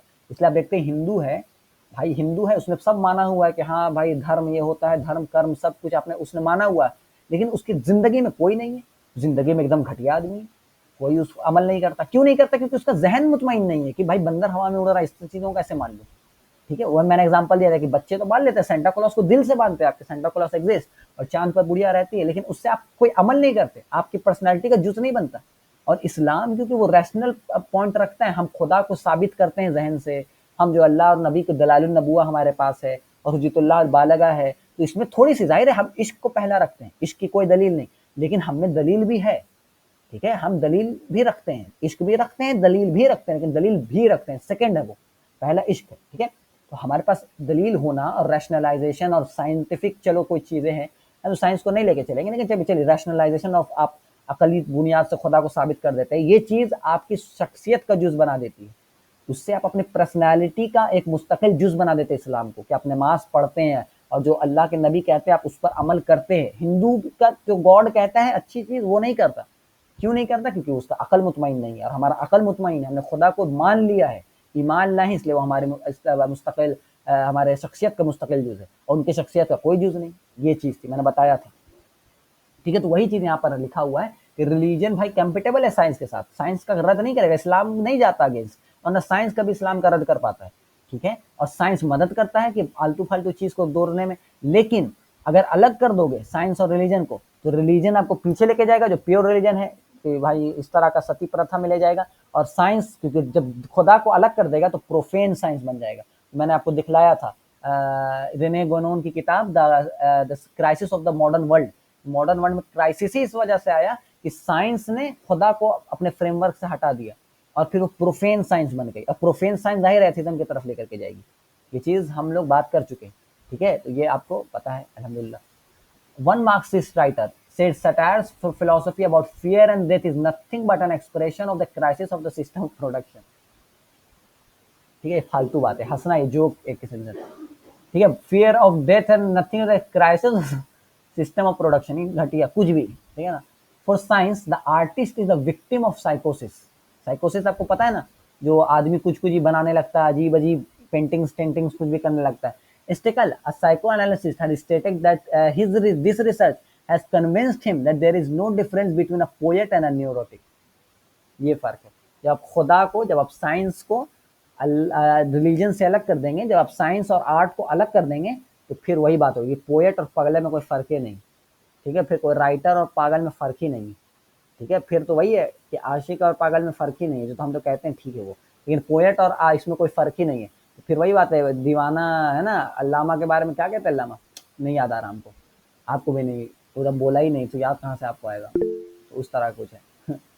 तो ये मामला है, आशिक दीवाना टर्म है, हाँ नहीं अल्लामा को नहीं, हम तो कह रहे हैं अल्लामा का वो पढ़े, जवाबी शिकवा में है, उससे पहले जो आता है रुखे लैला कि जब हुस्न आज़ाद है तो नहीं, जब इश्क आज़ाद है कि हुस्न भी आज़ाद ना हो, लैला रहे ना रहे ये ज़रूरी नहीं, क्या है वो, दीवाना है बस्ती में रहे या ना रहे, ज़रूरी है कि रुखे लैला ना रहे, उस तरह का है कि ज़रूरी। आज का माशरा इस तरह से चाहता है कि भाई हुस्न रहे और ये रहे, वो दीवाना आदमी जो खुदा से मोहब्बत रखता है और जो आर्टिस्ट है, वो तो भाई रहे, वो ज़रूरी नहीं है वो बस्ती में रहे ना रहे, लेकिन लैला ज़रूर रहे, ठीक है, वो रहना ज़रूरी है, जो जवाब शिकवा में। Scientific research in the human field ended with a series of negations. बहुत ज़रूरी चीज़ आप देखें, साइंटिफिक रिसर्च जितनी ज़्यादा ह्यूमन ने की, वो हमेशा उसने रिजेक्ट किया है, ठीक है, उसने हमेशा निग्लेक्ट किया, क्या किया है। Intelligence first denied the existence of God. अकल जो आया, पहले अकल को जब आपने हुक्मरानी दी, दिल को हटा दिया, जो दिल खुदा को यकीन रखता है, दिल आपका कभी नहीं कहेगा कि खुदा डजंट एग्जिस्ट। बड़े से बड़ा मुल्हिद का दिल भी कहता है गॉड एग्जिस्ट, ठीक है, क्योंकि खुदा का इनकार नहीं हो सकता, अपने जहन का इनकार होता है। बात देखें यहाँ पे बहुत बेहतरीन चीज लिखी हुई है, इस पर कोई आदमी एक लिख सकता है, एक मुस्तकिल 1000 वर्ड का एक छोटा ऐसे लिख सकता है सिर्फ इतनी सी चीज पर, ठीक है। Intelligence first denied the existence of God, पहले उसने खुदा का इनकार कर दिया, ठीक है। Accordingly to the style of descending gradation it denied man, उसने इंसान का इनकार कर दिया। इंसान का इनकार कर दिया मतलब इंटेलिजेंट एनिमल बना दिया, ठीक है। पहले खुदा का इनकार किया, फिर इंसान का इनकार कर दिया कि उसकी जो खुदी थी उसको इनकार कर दिया।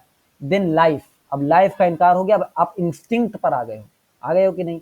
अच्छा, उससे भी अब गिर गए हैं, अब हम जीन पर आ गए, जो हमने बात की थी, किस पर बात की थी, पोस्ट डार्विनियन, क्या नाम था उसका, पोस्ट डार्वियन, जो जिसमें डीएनए को हमने दिखाया था, ठीक है। ये सारी चीजें, जब लाइफ का खत्म, लाइफ की एजेंसी गई, न्यू डार्विनिज्म, बहुत अच्छा, न्यू डार्विनिज्म आ गया था कि अब लाइफ से एजेंसी, क्योंकि लाइफ तो एजेंसी होती है ना, आपकी एजेंसी, आप कुछ करते, आपकी फ्रीडम, लाइफ खत्म किया, अब डीएनए को बहुत सारी चीजें दे दी, आपने ये रिजेक्ट कर दिया। And at the last came to the conclusion that everything is only a play and reciprocal interaction of molecular forces। जो रिडक्शनिज्म था, जो हमने बताया, हर चीज को मॉलिकुलर और कोल्ड केमिकल्स में तोड़ देना। Intelligence could find nothing else in the world but itself, mechanism and casualty. जब पहले इंटेलिजेंस ने खुदा का इनकार किया, फिर इंसान का इनकार किया, फिर अपने जान का इनकार किया, रूह का इनकार किया, सब चीज का इनकार कर दिया, फिर लास्ट में बचा क्या, खुद, अपने खुद बच गया, अकल सिर्फ खुद बचा, मतलब मैकेनिज्म बची और कैजुअलिटी बची, बस वो मैकेनिकल रहा। फिर वही से जब अकल ही सिर्फ बच गया, फिर अकल ने खुद को भी रिजेक्ट कर दिया। स्केप्टिज्म आ गया कि नहीं मार्केट में, कोई चीज का यकीन ही नहीं, हम भी हैं कि नहीं है इस पर भी अब यकीन है, खुद का भी रिजेक्ट कर दिया, अकल ने खुद को भी छोड़ दिया, ठीक है। अकल ने अब लास्ट में खुद का भी रिजेक्शन कर दिया कि हम भी अब नहीं है, ठीक है, ये खराबी है। और जब मोमिन बंदा होता है, वो सबसे पहले खुदा को यकीन रखता है। इसलिए आप देखें, आप एक बहुत अच्छी है अहमद जावेद साहब की, 1 घंटे या 50-44 मिनट की होगी, उसमें उनका टाइटल ऑफ द वीडियो है मैं कौन हूँ, ठीक है, मैं कौन हूँ, ये उस लेक्चर का बहुत ज़बरदस्त उसमें उसमें जो है अहमद जावेद इसी को लेते कि मैं कौन हूँ। आवाज़ नहीं आ रही? आवाज़ आ रही है भाई?